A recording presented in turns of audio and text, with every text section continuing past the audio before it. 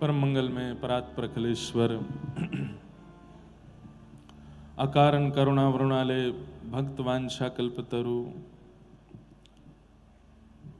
तड़िद्वत विरिंदित पीतांबरधारी श्री बाल कृष्ण लाल की वांग्मयी शब्दमयी वाणीमयी प्रतिमूर्ति हम आप सबके मध्य में विराजमान श्रीमद् भागवत महापुराण को बारंबार प्रणाम। और रसिया को अब खड़े न तो होना, नहीं नहीं जरूरी थोड़ी है नार ही बनेंगे ठाकुर जी, बहुत सारे रसिया हैं। ये पता काई को गिरो बोले दारी के कल कह रहा हो कि रसिया से ही शुरू करूंगा कथा, होली के पद से ही करूंगा। आज तेने क्यों नहीं गायो कोई पद? ये होली महोत्सव है तो एक पद तो कोई रसिया को या भाव को गानो है। हो रसिया को बैठे बैठे गाना, खड़े नहीं होना, करताल बजा के गाना, बैठे बैठे ही झूमियो। हो रसिया को आ रसिया को, हो रसिया को मोहल्ला न्यारो री रसिया को, रसिया को मोहल्ला न्यारो री रसिया को, हे रसिया को मोहल्ला न्यारो री रसिया को, रसिया को मोहल्ला न्यारो री रसिया को, अरे हारे रसिया को, रसिया को। आप लोग जानते हैं जब हम हारे रसिया को बोलें तो आपको कहा बोलना है? हम्बे रसिया को, हम्बे ये ब्रज भाषा को शब्द है। अरे हारे रसिया को, अरे हारे रसिया को, मोहल्ला न्यारो री रसिया को, रसिया को मोहल्ला न्यारो री रसिया को, रसिया को मोहल्ला न्यारो री रसिया को। हाँ रसिया को मोहल्ला न्यारो री रसिया को, रसिया को मोहल्ला न्यारो री रसिया को, ऊंचे पे नंदगाम बसत है, ऊंचे पे नंदगांव बसत है, ऊंचे पे नंदगाम बसत है, ऊंचे पे नंदगांव बसत है। अरे हाँ हाँ बारे रसिया, हो बारे रसिया, अरे हाँ प्यारे रसिया, अरे हो प्यारे रसिया, ऊंचे पे नंदगाम बसत है, ऊंचे पे नंदगांव बसत है। जहाँ ठाड़ो है मुरली वारो, जहाँ ठाड़ो है मुरली वारो, हाँ जहाँ ठाड़ो है मुरली वारो, जहाँ ठाड़ो है मुरली वारो, हे रसिया को, रसिया को मोहल्ला न्यारो री रसिया को, रसिया को मोहल्ला न्यारो री बरहोरी के रसिया की।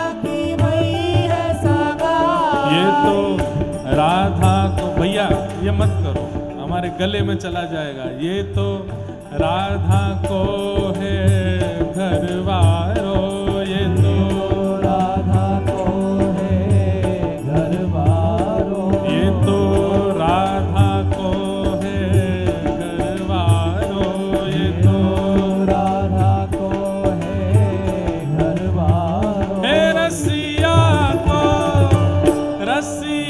को मोहल्ला न्यारो रे, रसिया को रसिया को मोहल्ला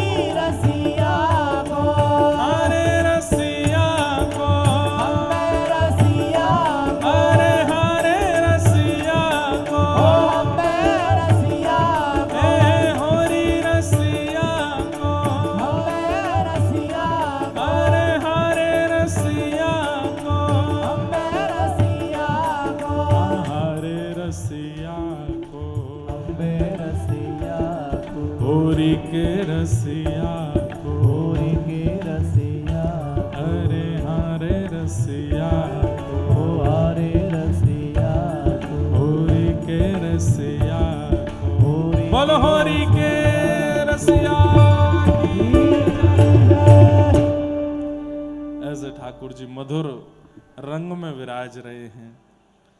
तो ये सब उत्सव क्रम रहेंगे। कल से लड्डू होली, जलेबी होली, कुंज की होली, ब्याह की होली और अंतिम दिन गौशाला में नौका विहार, रंग होली और डोल, ये 3 क्रम एक साथ होंगे ठाकुर जी के। आज के मधुर कथा में प्रवेश करते हैं। कल हम लोग महात्म श्रवण कर रहे थे भागवत जी का, और महात्म में हम लोग श्रवण कर रहे थे कि कैसे ज्ञान और वैराग्य वृद्ध हो गए। तब भागवत जी की कृपा से ज्ञान और वैराग्य पुनः युवान हुए। श्रीमद् भागवत जी के महात्म में एक प्रसंग ऐसा आता है कि प्रेत योनि में अगर कोई व्यक्ति चला जाए तो उसे भी भागवत की कथा मुक्त कर देती है। बंधुओं बहुत ध्यान से सुने, प्रेत योनि कहते किसको है? जिसे नरक में भी स्थान ना मिलता हो उसे प्रेत योनि मिलती है। हमारे यहां सबसे बुरा नरक जाना माना जाता है, लेकिन लोग बाग इस बात को जानते नहीं, जिनको नरक में भी स्थान नहीं मिलता उनको प्रेत बनना पड़ता है। जयपुर के पास में एक जगह पड़ती है दौसा, दौसा है ना, दौसा की एक कथा है। भक्तमाल जी में प्रसंग बताते हैं। वहां के एक भक्त हुए, उनका नाम था श्री रंग जी। क्या नाम था? रंग जी। रंग जी उनका नाम था। उनके विषय में एक चरित्र हमने पढ़ा है कि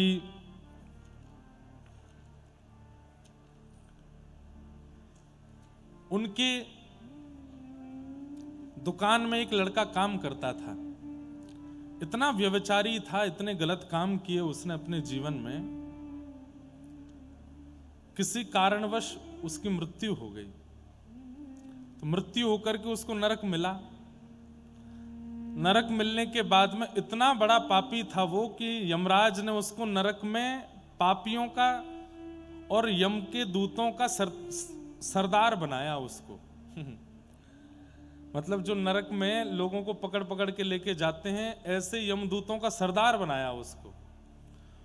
रंग जी की दुकान में काम करने वाला व्यक्ति। तो उसके पास में लिस्ट होती थी कि आज कितने लोगों को लेके आना है, कहां कहां से लेके आना है। तो उनमें से लिस्ट में एक नाम फिर से दौसा के एक व्यक्ति का आया। उसने मन में विचार किया कि मेरे गांव में जहां मेरा पूर्व जन्म हुआ वहीं मुझे लेने के लिए जाना है किसी को, तो क्यों ना जाते जाते मैं अपने सेठ जी से मिल के आऊंगा एक बार। तो रंग जी अपने दुकान पे बैठे थे, तो बैठे बैठे उनकी जैसे नेत्र खुले। भजन पूजन नहीं करते थे, पैसा कमाने में ही रुचि ज्यादा थी उनकी। इतने में ही उनकी आंख लग गई थी। आंख लग के थोड़ी देर में खुली तो वही लड़का जो दुकान में काम करता था, जिसकी 6-7 महीने पहले मृत्यु हो गई, वो सामने बैठा है। सेठ जी तो घबरा गए, बोले कोई सपना है क्या है भैया? तुम्हारी तो प्राण जा चुके हैं, अब तुम कैसे बैठे हो?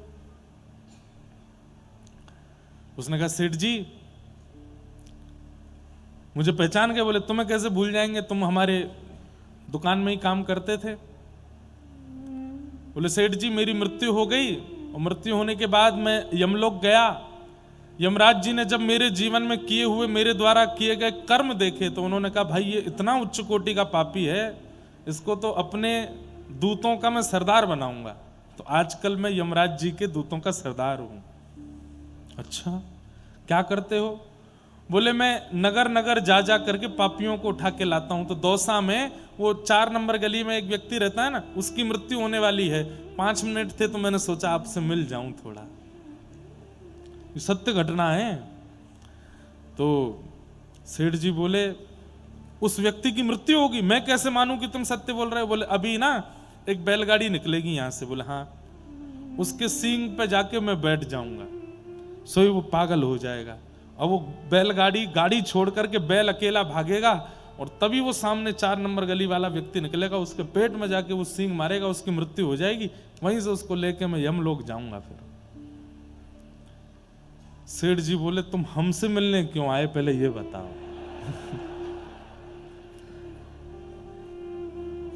तब उस व्यक्ति ने क्या कहा, बोले मैं बहुत बुरा आदमी था, मैंने बहुत पाप किया अपने जीवन में, और मैं यमलोक जाकर के जब मैं देखता हूं ना तो मुझे कई बार कुछ प्रियजनों की बड़ी याद आती है और मुझे लगता है कि मैं उनको जाके समझा दूं कि मेरे जैसे कर्म मत करना कि तुम्हें नरक जाना पड़े। सेठ जी आप सत्य मानेंगे, मुझे मेरी मां की चिंता नहीं हुई, पिता की चिंता नहीं हुई, परिवार की चिंता नहीं हुई, पर मैंने इतने गलत काम जीवन भर किए, उसके बाद भी आप मुझे अपने यहां नौकरी पर रखते तो मुझे आपकी चिंता हो रही थी, इसलिए मैं आपको समझाने आया हूं। क्या ये गिनती करते करते जीवन निकल जाएगा? अगर एक अपराध भी आपका रह गया ना जीवन में तो नरक आना पड़ेगा, और नरक बहुत बुरा है। इसलिए सेठ जी मैं आपको समझाने आया हूं, भजन कीजिए, आज से भजन शुरू कर दीजिए। भजन बिन नर मर घट के भूत, श्यामा श्याम रमे रसनासों तिनको जान सपूत। भजन बिन नर मर घट के भूत। सेठ जी आप भजन प्रारंभ कर दो, और बस इतना कह करके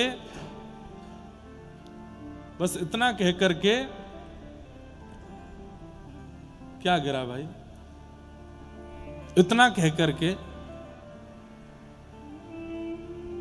जब कथा होती है ना तो आपको लगता है कि आप ही लोग बैठे हो, नहीं, कई दिव्य चेतनाएं भी कथा सुनने आती, और कथा सुनते सुनते जब दिव्य चेतनाओं का गमन होता है ना तो वो कुछ हिला डुला करके जाते हैं। देखो हम जा रहे हैं, हमारी मुक्ति हो रही है, बस व्यास जी के सिर पे ही मत कूद पड़ी हो। तो सेठ जी को समझाया कि सेठ जी भजन में लग जाइए, और इतना कह करके बोले देखिए अब क्या होगा। इतने में ही वो बैलगाड़ी निकली और अचानक से बैल पागल हुआ, गाड़ी से निकल के भागा।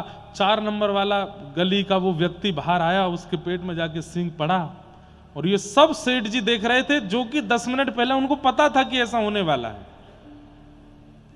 उसी दिन वो रंग जी नाम के जो सेठ जी थे इतने भजन में प्रवृत्त हो गए कि उनका नाम राजस्थान के भक्तमालों में लिखा गया। अद्भुत भक्त हुए, खूब भजन किया, खूब नाम किया। तो इसलिए प्रेत योनि जो है ये उनको प्राप्त होती है जिनको नरक में भी स्थान नहीं मिलता। प्रेत कौन बनता है? विशेष रूप से प्रेत वे लोग भी बनते हैं जो एक ही गलती, ध्यान से सुनिएगा, एक ही गलती बार बार दोहराते हैं और बीच में कई बार उस गलती को ना करने का प्रण भी ले चुके हैं, संकल्प भी ले चुके हैं, लेकिन फिर भी दोहराते हैं, प्रेत बनते हैं। आपको संकल्प शब्द बहुत सामान्य लगता है, लेकिन संकल्प शब्द की महिमा बहुत है। संकल्प लेने के बाद अगर आप दोबारा उसी कृत्य में जाते हैं तो फिर उसके दुष्परिणाम के रूप में प्रेत बनना पड़ता है। प्रेत कौन बनता है? दूसरा, मातृ पितृ द्रोह करने वाला। अपने सामने अपनी युवावस्था में मां के ऊपर कभी हाथ उठाया हो, पिता के ऊपर कभी हाथ उठाया हो, माता पिता को मारा पीटा हो, उनके गलत ना कहने पर भी सीधे साधे माता पिता को उत्पीड़ना करने वाला बालक प्रेत बनता है। वे वजह पत्नी को मारने वाला, वे वजह पति से लड़ने वाला, मतलब अब कई तो पत्नियां भी मारती हैं पति को, सीधे डिब्बा में ही काट के डाल देते हैं। ऐसा देश है हमारा। आजकल पिछले कुछ सालों से ये केस भी आ रहे हैं, बक्सा में डाल दिया, ड्राम में डाल दिया, क्या क्या कर देते हैं। जब मार ही दिया तो फिर प्रेत योनि तो निश्चित कंफर्मेशन है, विदाउट वीजा एंट्री मिलेगी प्रेत योनि में। लेकिन वे वजह पत्नी पर हाथ उठाने वाले, वे वजह पति को उत्पीड़ित करने वाले, ऐसे दंपति भी प्रेत योनि में जाते हैं। पर भाई ये छोटी मोटी नोक झोंक भी नहीं कह रहा हूं मैं, कई लोग बाग बड़े चतुर हैं, इस पूरी आधी वीडियो को काट के पति पत्नी को सुनाएगा, देखो क्या कह रहे हैं महाराज जी, तू लड़ती है मुझसे, प्रेतनी बनेगी। कहीं पत्नी पति को सुना, वो छोटी मोटी नोक झोंक प्रणय कलह तो सब जगह होता ही है, वो तो बहन भाई में भी होता है, वो तो बच्चे और पिता में भी होता है, वो तो पति पत्नी में भी हो, अच्छा है। पर वे वजह की बात पर इतना करना कि मार पीट तक आ जाना, उठा फटक कर देना, इतना घर का माहौल, छोटे छोटे बच्चे देख रहे हैं उनके सामने इतना दुष्कलेश करना, ये सब प्रेत योनि के लिए तैयारी। मतलब प्रेत योनि के जो भी प्रेतराज होते होंगे ना, वो देखते होंगे कौन उपद्रव सबसे ज्यादा है, उसको हम अपने यहां लेके आएंगे, उसको हम अपने यहां बनाएंगे। तो प्रेत योनि में जाने वाले लोगों के लक्षण हैं, वेदों की अवहेलना करने वाले, गौ हत्या करने वाले, गौ मांस खाने वाले, इसके अलावा जो जो पाप करने वाले हैं वो सब तो पापी हैं ही, पर ये प्रेत योनि के अधिकारी हैं। किसी कन्या के साथ, स्त्री के साथ दुष्कर्म की चिंतन भी करने वाले, ये सब प्रेत योनि में जाते हैं, मृत्यु के पश्चात प्रेत बनते हैं। बहुत सारे पाप हैं, इन सब पापों का परिणाम भोगना पड़ता है। उनमें भी कई प्रेत ऐसे हैं जिनको श्रीमद् भागवत की कथा अगर सुना दी जाए तो वो अपनी प्रेत योनि से मुक्त होकर के भगवत धाम जाते हैं। उनमें से पितृमातृ दूषकाः, माता पिता से द्रोह करने वाला यदि प्रेत बन गया है तो वो भागवत जी की कृपा से मुक्त हो सकता है। आप कहेंगे महाराज जी मुक्त होना ही क्यों, उसको रहने ही दो प्रेत योनि में। अरे नहीं, वो प्रेत बन गया ये बहुत बड़ा दंड है उसके लिए। प्रेत को 24 घंटे इतनी पीड़ा रहती है जैसे हजारों बिच्छू उसको डंक मार रहे हों, इतनी पीड़ा में वो रहता है। उसे मुक्त होने का अधिकार केवल और केवल भागवत जी से प्राप्त होता है। तब नारद जी महाराज बोले कि आप इसका कोई प्रमाण दे सकते हैं? बोले हाँ, एक आत्मदेव नाम का ब्राह्मण था, उसके संतान नहीं थी, वो आत्महत्या करने जा रहा था। तभी एक संत ने कह दिया कि ये फल अपनी पत्नी को खिला देना, तुम्हारे घर में संतान होगी। फल पत्नी ने नहीं खाया, गैया को खिला दिया। तो गाय के गर्भ से जिस बालक ने जन्म लिया उसका नाम हुआ गोकर्ण, और पत्नी ने अपनी सहेली के बच्चे को गोद लिया था पति को बिना बताए, उसका नाम रखा धुंधुकारी। वही बालक बड़े होकर के इतना उद्दंडी हुआ कि माता पिता को मारने लगा। मां ने कुआं में कूद के प्राण त्याग दिए, पिता ने वन में जाकर के भागवत जी का पाठ करते हुए प्राणों को ठाकुर जी में विलीन कर दिया, और वो बालक अपनी युवावस्था में दुष्कर्मों के कारण मरने के बाद प्रेत बना। ऐसा प्रेत बना कि गया श्राद्ध से भी उसकी मुक्ति नहीं हुई। तब गाय के गर्भ से जन्म लेने वाले श्री गोकर्ण जी महाराज ने सूर्य नारायण भगवान से पूछा कि वो कैसे मुक्त होगा, इतनी भयंकर प्रेत योनि से कैसे निकलेगा। तब कहा श्रीमद् भागवत की कथा करो, श्रीमद् भागवत का सप्ताह वाचन करो।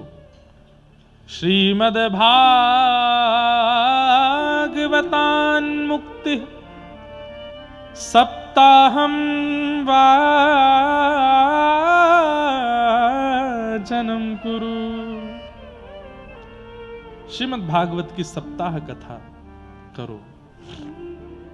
इति सूर्यवच वै धर्म रूपम तु विश्रुतम। भागवत की कथा कराओ। सूर्य नारायण ने आज्ञा देकर के कहा, उससे वो प्रेत योनि से मुक्त होगा।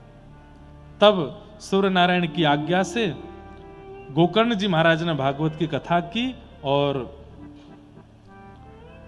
धुंधुकारी प्रेत योनि से मुक्त होकर के शंख चक्र गदा पद्म जैसे चतुर्भुज रूप धारण करके भगवत धाम को प्रस्थान कर गया। तो कथा की विशेषता कि अत्यंत भयानक प्रेत योनि में भी जो पड़ा होगा वो मुक्त हो जाता है। मेरे मन में एक बात आती है कि प्रेत योनि में पड़ा हुआ व्यक्ति जब मुक्त हो जाता है तो हम तो जीवित हैं, हम मुक्त नहीं हो सकते। भागवत जी की कृपा से हम तो जीवित हैं। श्रीमद् भागवत प्रेत योनि में पड़े को मुक्त करती है और जीवितों को सावधान करती है कि ऐसा नहीं करना कि तुमको प्रेत बनना पड़े। इसलिए भैया ऐसी भागवत जी को हम बारंबार प्रणाम करते हैं, तो इस भाव से, इस प्रकार से हमें मुक्त करती है। इस प्रकार भागवत जी का महात्म्य यहाँ पूर्ण हुआ। अब प्रथम स्कंद से कथा का प्रारंभ करते हैं। जन्माद्यस्य यतोऽन्वयादितरतः चार्थे स्ववेज्ञ स्वराट तेने ब्रह्म हृदय आदि कवये मुह्यन्ति सूरयः तेजो वारि मृदां यथा विनिमयो यत्र त्रिशर्गो मृषा धाम्ना स्वेन सदा निरस्तकुहकं सत्यं परम धीमहि। श्रीमद् भागवत जी के प्रथम श्लोक में सत्य को वंदन किया गया। परम सत्य जो है मैं उसको प्रणाम करता हूं। परम सत्य कौन है? ठाकुर जी का नाम परम सत्य है। नाम बहुत ध्यान से सुनिएगा, सब लोग बिल्कुल सावधानी से बैठ करके सुनो। ठाकुर जी का नाम परम सत्य है। आज मैं हूं, आप हो, हम सब हो, इस भारतवर्ष में इतने जीव हैं, हम सबको भले ही भगवत दर्शन प्रत्यक्ष रूप से ना हो रहा हो, पर हमारा उद्धार, हमारा कल्याण, हमारे जीवन को जो कुछ भी प्राप्त हो रहा है वो केवल नाम प्रदान कर रहा है। भगवान का नाम, ठाकुर जी का नाम। किसी ने कहा कि सबके प्रकट होने का एक स्थान है, भगवान के प्रकट होने का स्थान क्या है? ठाकुर जी का नाम। भगवान बाद में आते हैं, नाम पहले आ जाता है। कल की भगवान का अवतार नहीं हुआ, लेकिन नाम पहले ही आ गया। पुराणों में पहले ही बता दिया गया कौन से भगवान कहां जन्म लेंगे। विष्णु शर्मा नाम व्यक्ति के यहां पर ठाकुर जी का जन्म होगा कल की रूप में। कौन से संवत में होगा, कब होगा, कैसी परिस्थिति में होगा, सब भागवत जी में लिखा है।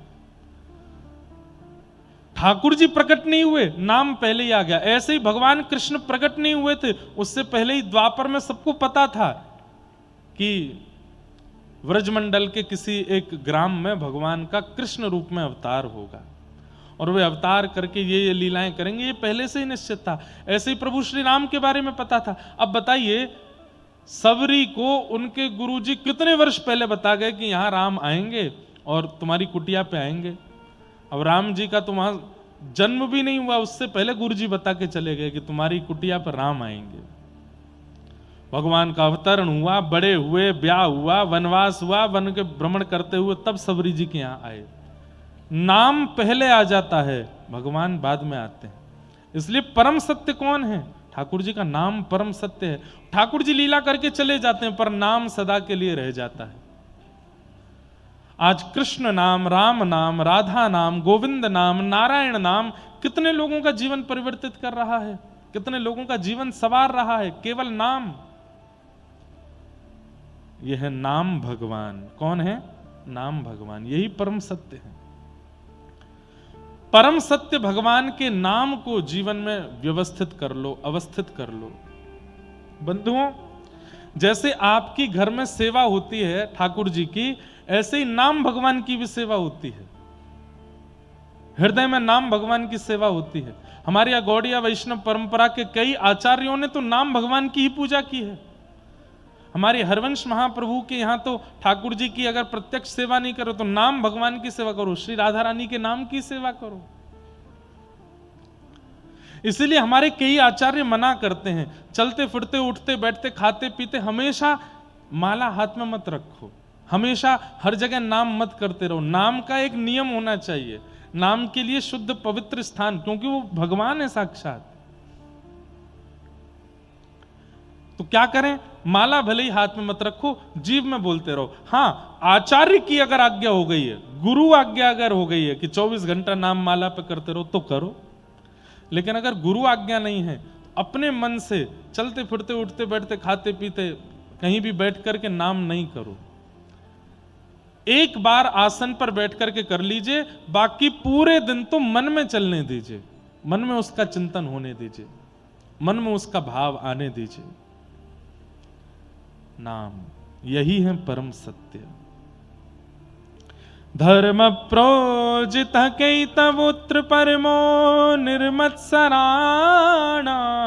सतां वैद्यं वास्तवमत्र वस्तु शिवदं तापत्रयोन्मूलनम्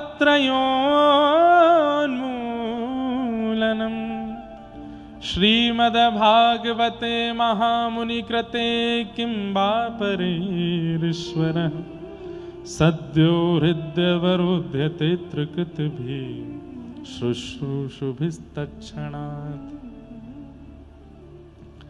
धर्म प्रोजित कैतवोत्र परमो। श्रीमद् भागवत जी सब लोग ध्यान से सुनिए, क्या करती हैं? हमारे चित्त में परम धर्म का बीजारोपण करती हैं। परम धर्म का तात्पर्य क्या बताया गया? परम धर्म का मतलब क्या बताया गया? जहां देह से भगवत क्रिया की जाती है वो धर्म है, और जहां आत्मा से भगवत क्रिया की जाए वो परम धर्म है। देह से मंदिर जा रहे हैं, देह से परिक्रमा कर रहे हैं, देह से ठाकुर जी की सेवा कर रहे हैं, देह से नदियों में स्नान कर रहे हैं, देह से तीर्थ यात्रा कर रहे हैं, ये सब धर्म है। पर एकांत में बैठ करके नेत्र बंद करके मन से कुछ क्रिया कर रहे हैं, मन से ठाकुर जी का स्मरण कर रहे हैं, मन से तीर्थ यात्रा कर रहे हैं, मन से वृंदावन पहुंच रहे हैं, मन से भगवत सेवा में प्रदत्त हो रहे हैं, वो परम धर्म है। अब इसमें आलसी बनने की बात नहीं है, तुम जाओ वृंदावन होली खेलने, हम तो मन से जाएंगे, ये आलस में नहीं। क्या वह स्थिति बनी है आपकी कि आप मन से वहां पहुंच सको? और एक बात सुनिएगा बहुत ध्यान से, अगर मन से कोई सेवा में प्रवृत्त है तो प्रत्यक्ष वो उसको घटेगा। वो दिल्ली में बैठ करके सोच रहा है कि मैं वृंदावन गया हूं, बिहारी जी के मंदिर में ठाकुर जी आहा गुलाल उड़ रहा है, तो गुलाल की एक कणिका उसके अंग पे तो आएगी, अगर वो मन से प्रवृत्त होगा तो।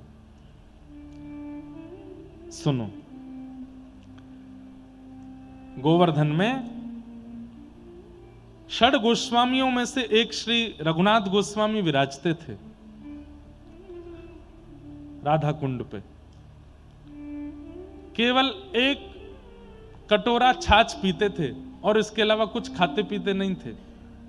ध्यान से सुनिएगा सब लोग, मन से प्रवृत्त होने वाले व्यक्ति के साथ मन में होने वाली घटना उसके प्रत्यक्ष शरीर में होती है। जैसे शरीर से सेवा करने पर वह उसका प्रभाव मन पर होता है, ऐसे मन से सेवा करने पर प्रभाव शरीर पर होता है। मीराबाई मन से ठाकुर जी को पति मानती थी, तो प्रत्यक्ष रूप में मीराबाई के मांग में सिंदूर भी था, हाथों में मेहंदी भी थी, और जो किसी दर्जी ने नहीं सिला वो पोशाक भी मीराबाई ने स्वप्न में पहनी। प्रत्यक्ष रूप से मीराबाई के अंग पर वो दर्शन हो रही थी। प्रसंग सुनते हैं हम लोग मीराबाई के चरित्र में। तो मन से कोई व्यक्ति अगर ये कहता है कि मैं वृंदावन जा रहा हूं, गिरिराज जी परिक्रमा कर आया, मैं तो ये कर आया, तो वो कहीं ना कहीं आपके प्रत्यक्ष शरीर में घटेगा, तो ही माना जाएगा कि आप मानसी में हो। तो रघुनाथ दास गोस्वामी एक कटोरा छाछ पीते थे बस। सब लोग इधर देखो, ध्यान से सुनो बिल्कुल। एक कटोरा छाछ पीते थे। एक बार उनको अपच हो गया, तो जैसे ही उनको अपच हुई, उनके मित्र थे, उनके सखा थे गोसाई श्री विठलनाथ जी। गोसाई श्री विठलनाथ जी कैमरा वाले भैया, आप नेक देर बैठ जाओ बस, जब कीर्तन बजाओ ना खूब सबन के मुंह पे घुमाइयो, यूं ले आई हूं मेरे पास, मैं खिंचवाऊंगा नेक मैं क्योंकि फिर मेरा वो हो जाता है। एक जगह बस थोड़ी बैठ जाए। क्या बता रहा था मैं, कहां था? जल्दी बताओ, जल्दी बताओ। हैं? हाँ, तो रघुनाथ दास गोस्वामी जी को अपच हो गया, तो उनके मित्र थे गोसाई श्री विठलनाथ जी। उनको जब ये बात पता चली कि राधा कुंड के रघुनाथ दास गोस्वामी का पेट खराब हो गया, तो वो बोले हो ही नहीं सकता। बोले क्यों? बोले वो छाछ के अलावा कुछ खाते पीते ही नहीं है, तो उनका पेट खराब कैसे हो गया? तुरंत वो राधा कुंड गए देखा तो बिस्तर पर रघुनाथ दास गोस्वामी थे और वहां एक सेवक कुछ चिकित्सा कर रहा था। तो चिकित्सक को बाहर भेजा, गोसाई जी ने अंदर से किवाड़ लगाई और रघुनाथ दास जी से बोले, क्यों, पेट खराब कैसे हुआ? क्या बताऊं आपको? बोले कि सबको तो बताते हो कि तुम छाछ पीते हो, कहीं ऐसा तो नहीं गुपचुप माल उड़ाए जा रहे हो भीतर? कहीं ऐसा तो नहीं रबड़ी, मालपुआ, कचौड़ी, समोसा सब खाए जा रहे हों? अरे नहीं नहीं, ऐसा कुछ नहीं। तो फिर पेट खराब कैसे हुआ? छाछ से पेट तो खराब नहीं होता, क्या हुआ? चल सही सही बताओ। रघुनाथ दास गोस्वामी के नेत्र सजल हो गए। बोले मैं क्या बताऊं, मैं मानसी में गया था, तो मानसी में गिरिराज जी की तलेटी पर श्री प्रिया प्रियतम बैठे थे और किसी भक्त ने 56 भोग पधराया था। जैसे ही मैंने प्रणाम किया तो श्री प्रिया जी बोली इधर आओ, और मैं जैसे ही पहुंचो तो बोली मुंह खोलो, और मैंने मुंह खोला तो मुझे लड्डू खवाए, मुझे कचौड़ी खिलाई, पूरी। मैंने मना भी किया कि मैं ज्यादा पाता नहीं हूं, तो ठाकुर जी बोले हमारो अधराम व्रत है, कैसे ना पावे को पा। बोले उसके बाद बोले खूब सारी सामग्री मुझे पवा दी, और फिर ये नंद नंदन बड़े उद्यमी हैं, इनने कहा कियो। बोले पहले तो दूध की सामग्री पवा दी और वहां के बाद दही खवा दी, सो पेट में जाके दही फट गई। मानसी में लीला हुई पर प्रत्यक्ष में पेट खराब हो गया। ये सुनते ही गोसाई जी ने हृदय से लगा लिया। बोले कि आप सच्चे भक्त हो। क्यों?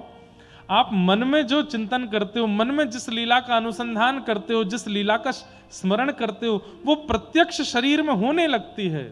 ये मानसी का असली स्वरूप। और मैं नाम नहीं लूंगा, मैंने आज भी हमारे वृंदावन के ही संतों में से एक संत हैं, उनको देखा है। भरी दिसंबर के जाड़े में कोहरा पड़ रहा है और पसीना चुचारा था उनके मुखमंडल से। क्यों? क्योंकि मानसी में किसी उष्ण काल की लीला का उन्होंने अनुभव किया था। और मैंने पूछा महाराज जी से कि महाराज जी क्या लीला थी? तो बोले प्रिया जी को आम खावे को मन हैरो, तो श्री ठाकुर जी बोले आम तो गर्मीन में आमेंगे, सर्दीन में कहां लाऊं? तो बोले गर्मी लाओ। तो श्री ठाकुर जी ने उष्ण काल की ऋतु को आमंत्रित किया। तो उष्ण काल में ठाकुर जी आम तोड़वे के गए तो मोए संग ले गए। बोले तो? बोले पेड़ पे स्वयं नहीं चढ़े, मोए चढ़ा दियो। बोले तू तोड़ के दे। तो बोले मैं ऊपर पेड़ पे चढ़वे में इतना श्रमित है गयो, इतना थक गयो, धूप ऊपर से पड़ रही, आम तोड़ तोड़ के नीचे दे रहो, सो वही से पसीना आए। तो प्रत्यक्ष महाराज जी को पसीने आने लगे। ये मानसी सेवा, ये तो हमने अनुभव किया।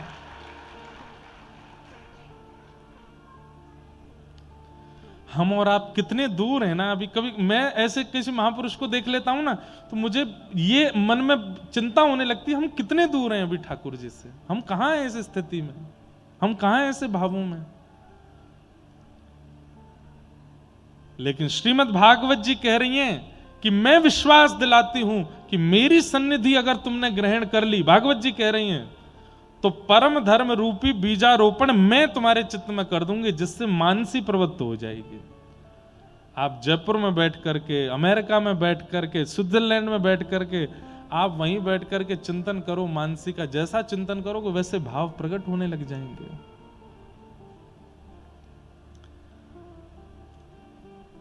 बहुत दूर हैं हम ठाकुर जी से। हम कथा सुन रहे हैं, उत्सव मना रहे हैं, लीलाएं कर रहे हैं, सब ठीक है, हम यहीं तक सीमित है, इससे आगे हम बढ़ नहीं पा रहे हैं। बढ़ना है। मानसी की स्थिति, ऐसे भावनाओं की स्थिति में प्रवृत्त होना है। कई हमारे बालक आते हैं, आज एक शिष्य बालक आया, बोले आप स्वप्न में ऐसे दिखे, आप उस भाव में ये दिखे। मुझे मन में अच्छा तो लगता है कि चलो ये मानसी इनकी थोड़ी तो बनती है, पर ये मानसी और प्रवृत्त इसलिए नहीं हो रही है क्योंकि अभी हमने सुने हुए गुरु वचनों को अभी पूर्णता रूप से पालन किया नहीं, इसीलिए मानसी की उस स्थिति में नहीं जा पा रहे। अंगद जी महाराज का प्रसंग सुना है? श्री अंगद जी महाराज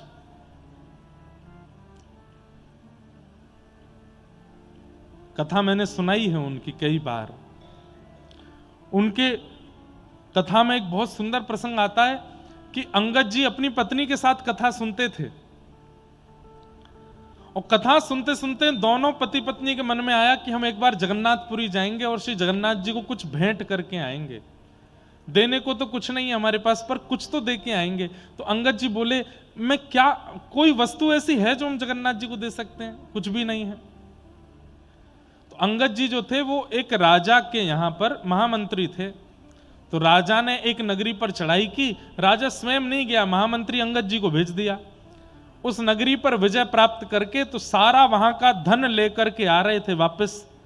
तो धन जब बैलगाड़ियों में रखवा रहे थे तब एक मणि के ऊपर उनकी दृष्टि पड़ी। तो अंगद जी महाराज ने सोचा, इतना सारा धन तो राजा के पास जा रहा है, ये मणि अगर ये मैं जगन्नाथ जी को अर्पित कर दूं। और ऐसा नहीं कि उन्होंने चोरी की, राजा का नियम था जितना धन आप जीत के लाए हो उस धन में से सैनिकों को वो कुछ कुछ देता था, और मंत्री महामंत्रियों को तो जो वो मांगते थे वो दे देता था। तो इन्होंने ये विचार किया कि राजा से मांगना ही है मुझे, तो मैं इस मणि को मांग लूंगा।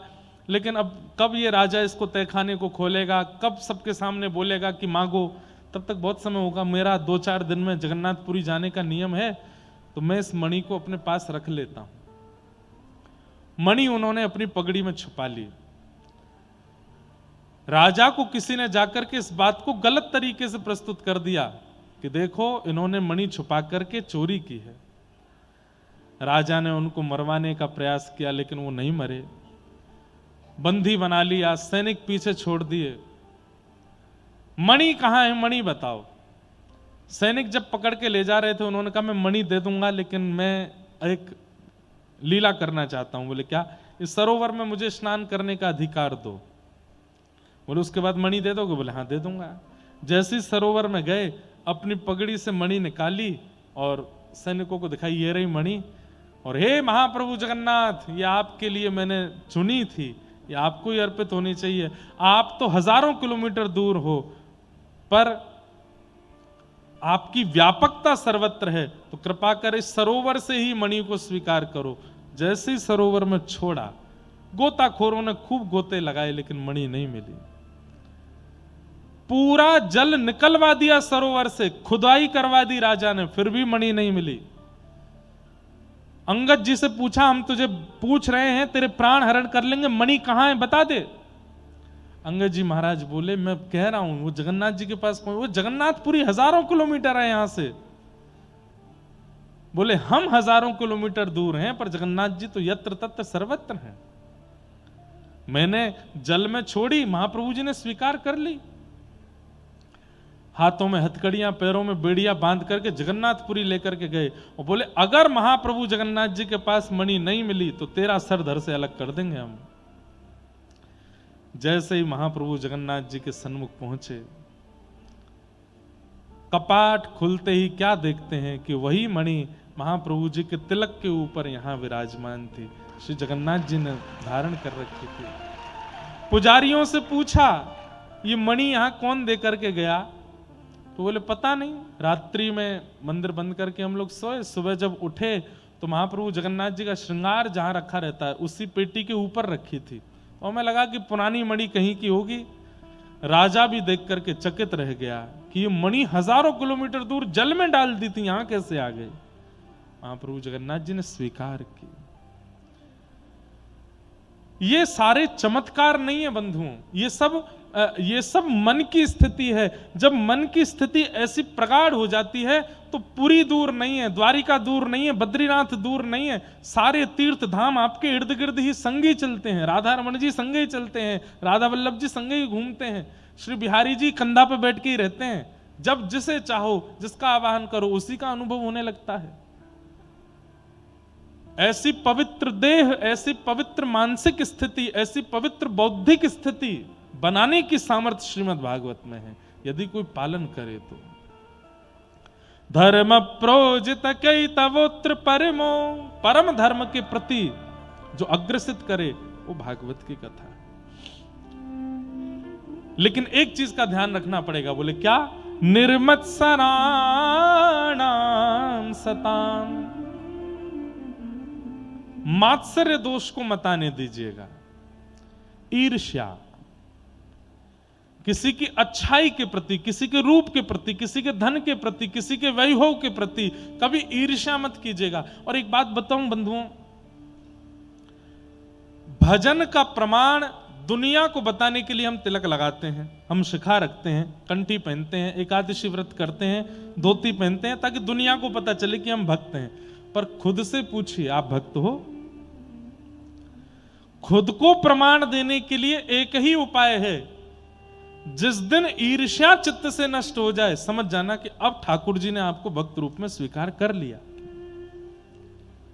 आज भी कथा से बाहर निकलते किसी को देख करके मन में आता है, बड़ा इतरा रहा है तो कुछ ज्यादा सुंदर नहीं है, इसकी सुंदरता थोड़ी कम होनी चाहिए, ये बहुत ज्यादा कमा रहा है, इसकी कमाई कम होनी चाहिए, इसके बच्चे ज्यादा पढ़ लिख रहे हैं, कम होना चाहिए।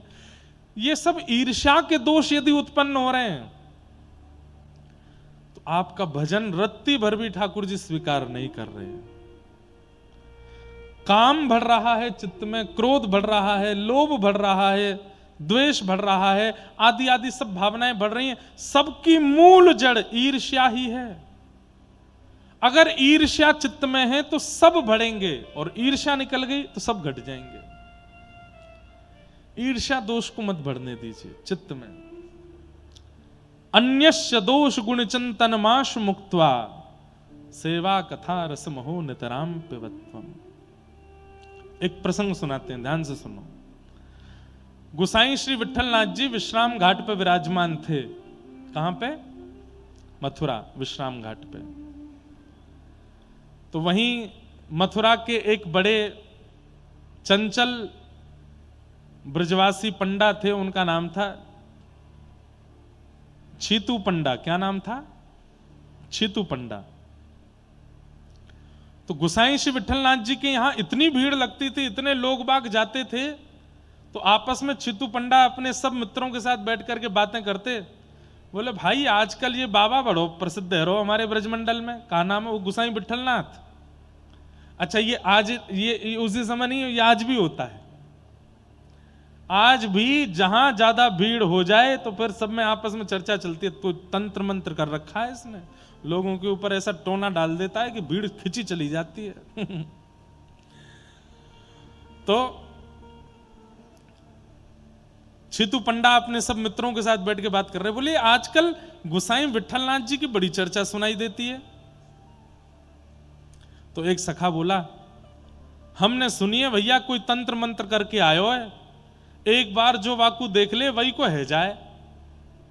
तब दूसरा बोला, अरे नहीं नहीं, वाको छोटा सा ठाकुर है, वाको नाम है नवनीत प्रियालाल। हमने सुनी है वहां में कछु जादू टोना है, जो वहां जाए वही को है जाए। तीसरा बोला, अरे नाय नाय, गुसाई विठलनाथ जी अपने ठाकुर जी को लड्डू को भोग लगा में, वह लड्डू में कछु अफीम फफीम मिला दें, वो जब सबन में बढ़ जाए वह खाती सबन को मन ऐसा हो जाए। सब आपस में ये सब चर्चाएं कर रहे थे। तभी एक दिन छीतू पंडा बोले, भाई यजमानी हो नहीं रही, ज्यादा लोग बाग आ नहीं रहे, आज चलो तो फिर क्या करें? बोले मिल के आते हैं। गुसाई विठलनाथ देख के तो हमें एक पास है कैसो। हमारे यहां होता है ऐसा। ज्यादा प्रसिद्धि जिसकी हो जाए तो सब लोग चर्चा करेंगे, इसने कोई सिद्धि कर रखी है, इसने कोई तंत्र मंत्र कर रखा है, इसने कहीं वहां जाकर के कुछ किया है, ऐसा कर बोलते हैं लोग बात।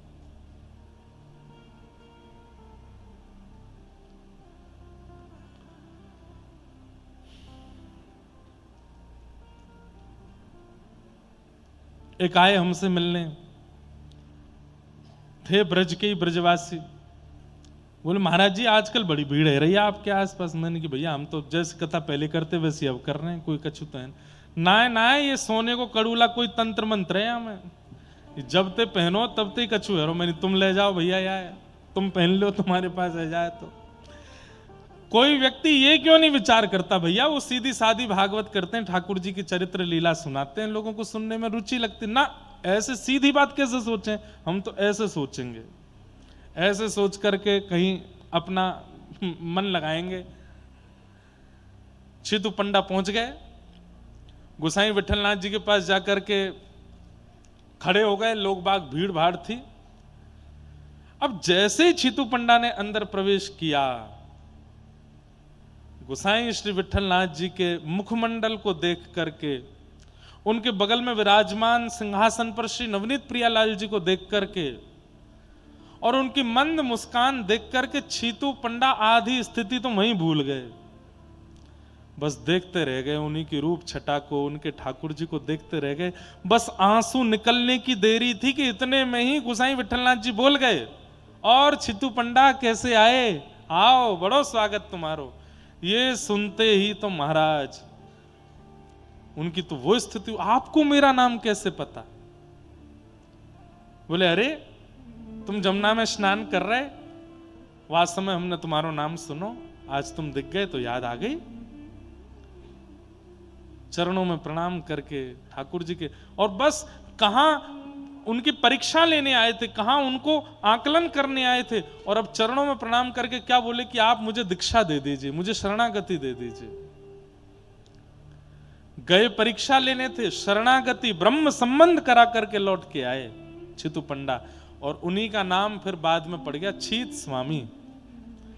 अष्ट छाप के सखाओं में पद छीत स्वामी जी के गाए जाते हैं।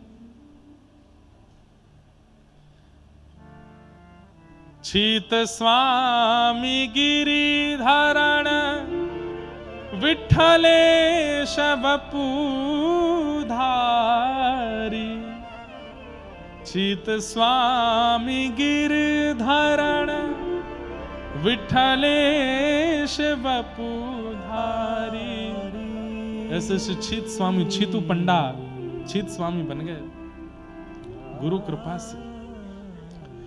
ईर्ष्या चित्त में मत रखिए, क्योंकि ठाकुर जी चाहेंगे तभी ईर्ष्यालु भक्त हो सकता है, नहीं तो ईर्ष्यालु के चित्त में प्रेम लक्षणा भक्ति नहीं आ सकती। ईर्ष्यालु के चित्त में ठाकुर जी के प्रति भावना नहीं प्रकट हो सकती, भाव नहीं प्रकट हो सकते। इसलिए ईर्ष्या से बचिए, किसी के गुण अवगुण सुंदरता योग्यता इन पर ज्यादा चिंतन मत करो। वैद्यम वास्तवमत्र वस्तु शिवदम, कितनी सुंदर बात है। यदि चित्त से आपने ईर्ष्या का निराकरण कर दिया, ईर्ष्या को निकाल दिया, तो क्या होगा? वैद्यम वास्तवमत्र वस्तु शिवदम, ठाकुर जी आपसे संबंध बनाएंगे। कैसा संबंध? बोले शिवदम, कल्याणकारी संबंध बनाएंगे। आपको ठाकुर जी से नहीं बनाना, ठाकुर जी आपसे बनाएंगे।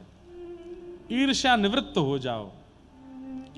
मैंने कहा ना, दोष में काम क्रोध आदि दोषों पर काम नहीं करना, केवल ईर्ष्या पर काम कीजिए। ईर्ष्या को निकालिए, ठाकुर जी आपको अपना कुछ मान लेंगे, ठाकुर जी आपको अपना कुछ बना लेंगे। ठाकुर जी आपसे कोई ना कोई भाव, कोई ना कोई संबंध जरूर रखेंगे। आज संबंध बहुत हो जाते हैं पर कल्याणकारी नहीं बन पाते। कल्याणकारी का मतलब क्या है?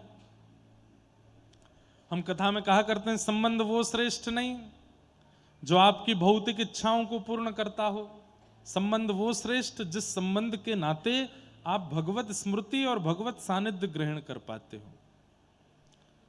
वो मित्र बहुत अच्छा है जो वृंदावन लाता हो, वो पति बहुत अच्छा है जो कथा में ले जाता हो, वो पत्नी बहुत अच्छी है जो भजन कीर्तन या ठाकुर जी की सुंदर वार्ताएं सुनाती हो, वो बच्चे बहुत अच्छे हैं जिनकी सेवा में ज्यादा रुचि होती हो। सुंदर पत्नी अच्छी नहीं, सुंदर पति अच्छा नहीं, धनवान परिवार अच्छा नहीं, वो परिवार, वो पति, वो पत्नी, वो बच्चे, वो मित्र, वो सखा जिसके कारण कभी वृंदावन प्रिय लगा हो, वो अच्छे। जिनके कारण ठाकुर जी प्रिय लगे हों, जिनके कारण भगवत वार्ता प्रिय लगी हो, वो प्रिय हैं, वो अच्छे। वैद्यम वास्तवमत्र वस्तु शिवदम। एक रानी थी, उस रानी के यहां दासी कृष्ण भक्त थी, और वो दासी जब घर के कामकाज करती थी तो तब मुख से कृष्ण कृष्ण कृष्ण कृष्ण कृष्ण कृष्ण उच्चारण होता था। और कभी कभी वो दासी कृष्ण नाम उच्चारण करते करते एक कोने में बैठ जाती और रोती रहती, हाँ प्राण, हाँ प्राण, हाँ प्राण, अब निकल जाएंगे श्याम सुंदर के वियोग में। एक दिन रानी ने उसको देख लिया।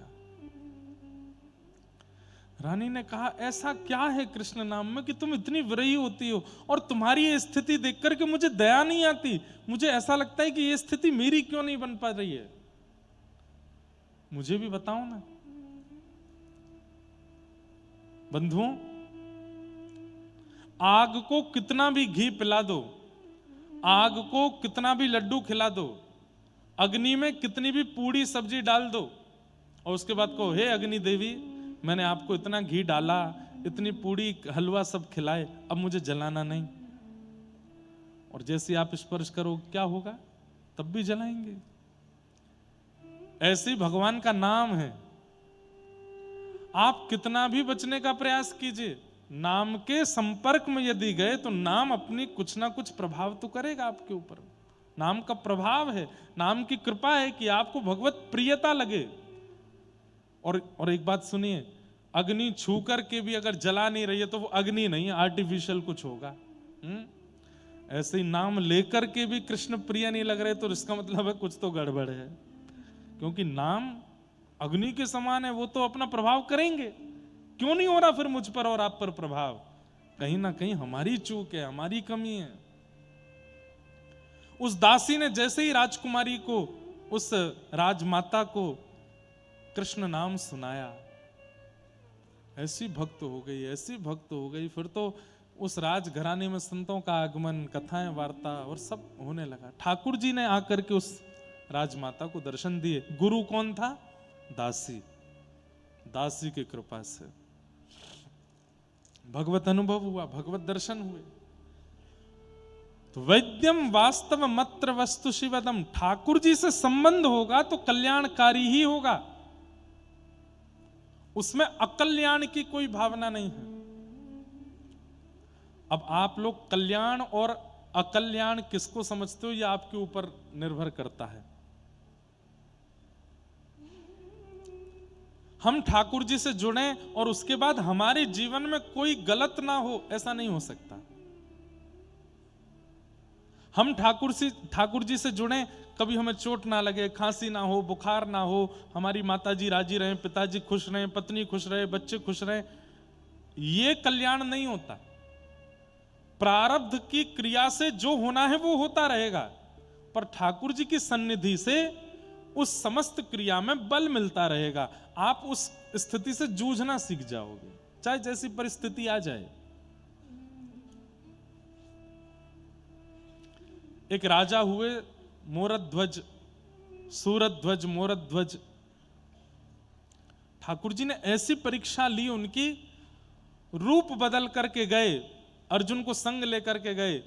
ब्राह्मणों को आता देख राजा ने तुरंत कहा, आज्ञा कीजिए। भगवान गए थे अर्जुन को दिखाने के लिए कि मेरे भक्त कैसे होते हैं। अर्जुन को बड़ा अभिमान है कि मुझसे बड़ा कोई भक्त नहीं। ठाकुर जी बोले, चल दिखा के लाऊं।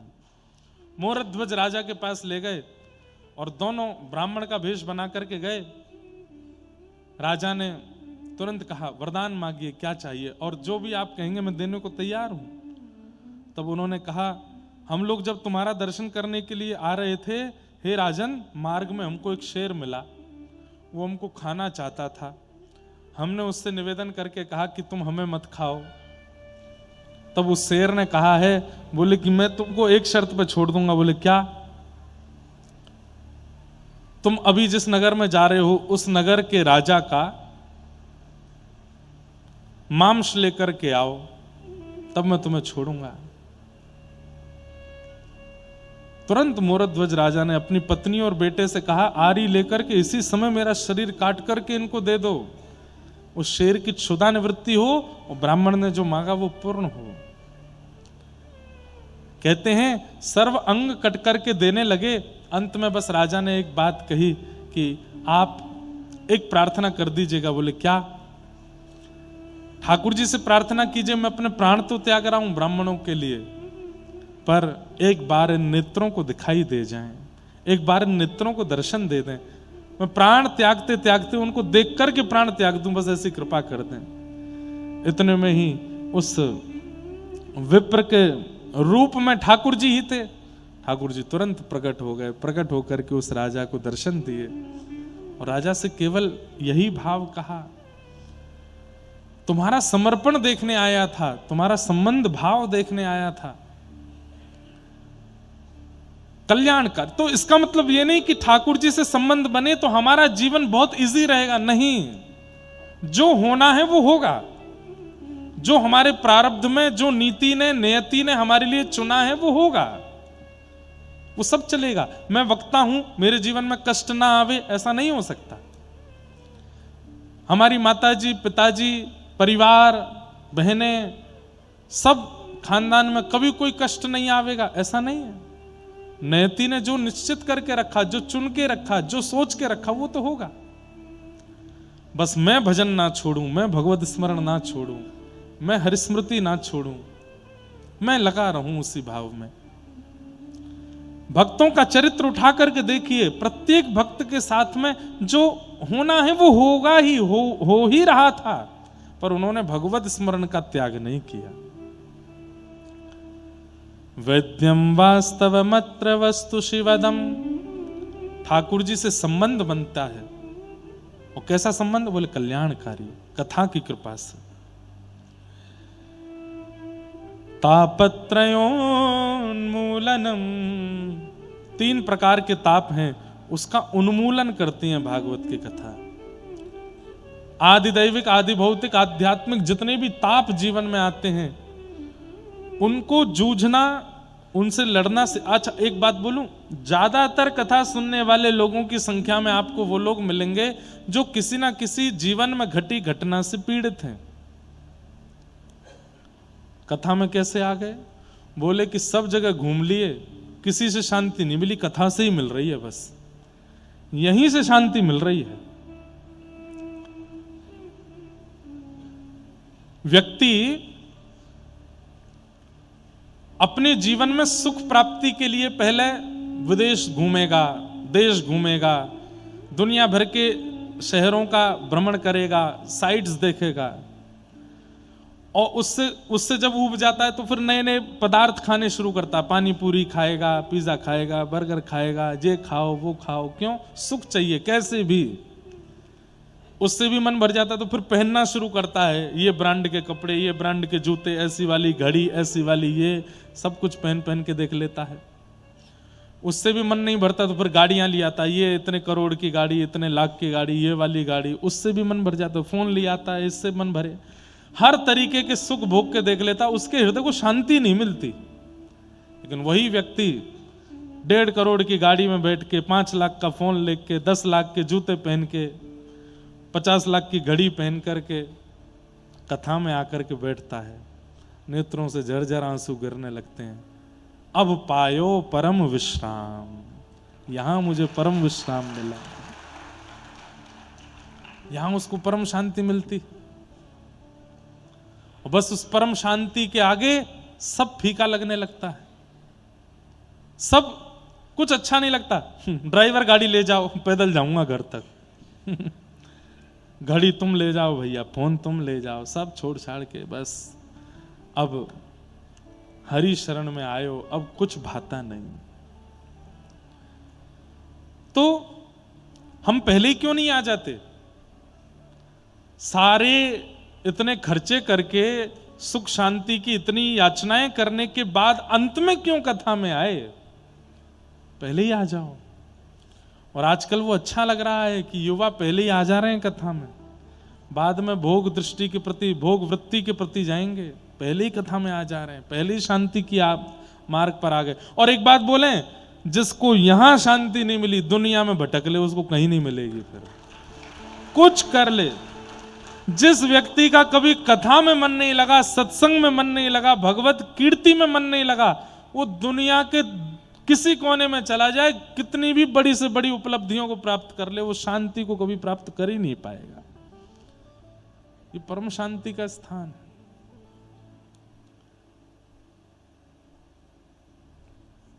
तापत्रयोन्मूलनम, 3 प्रकार के तापों का उन्मूलन करती है श्रीमद् भागवत की कथा।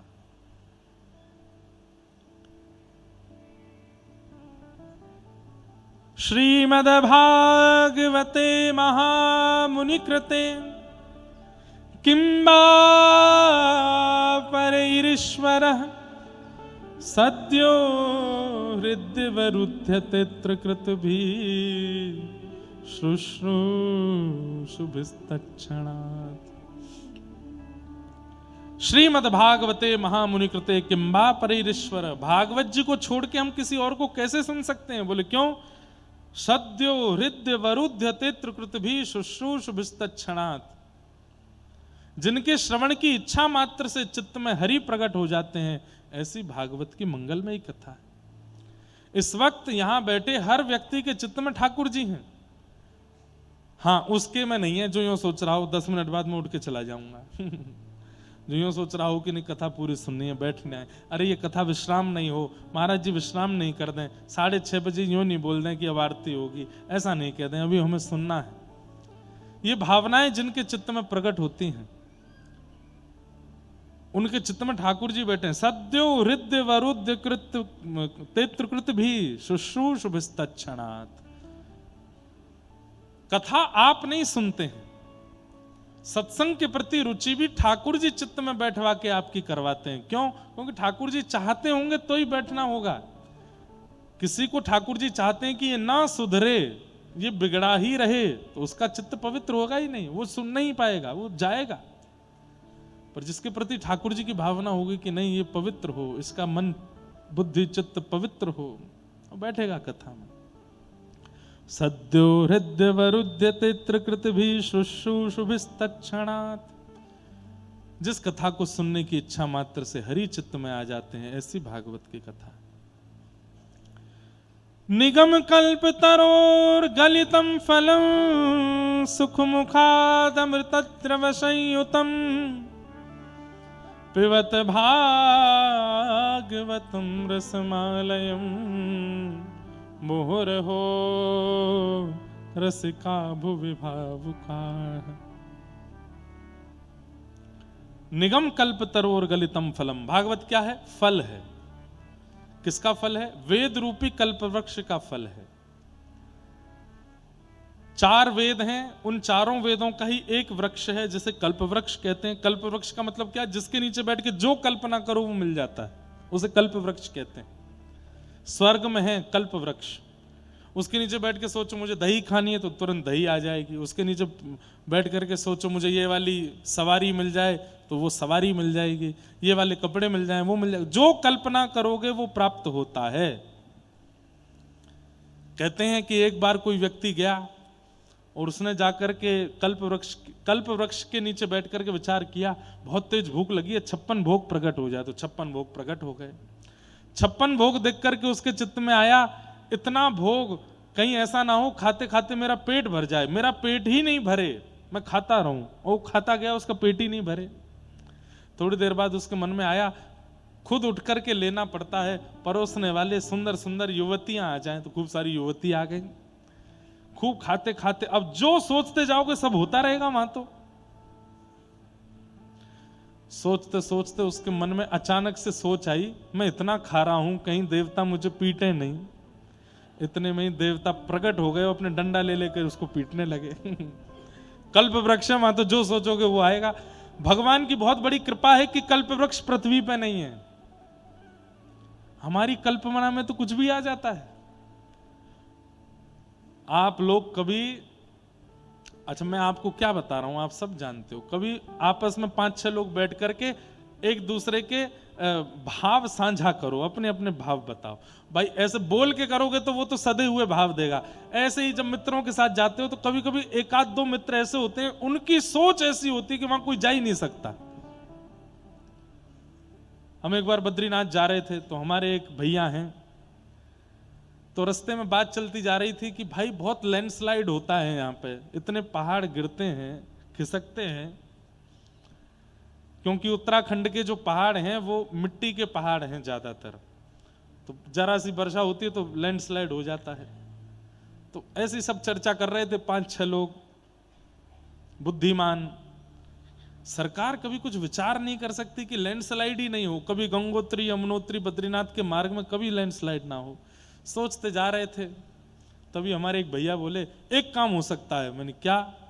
सरकार यदि हेलीकॉप्टर से इन पे सीमेंट डलवा दे तो ये कभी लैंडस्लाइड नहीं होगा।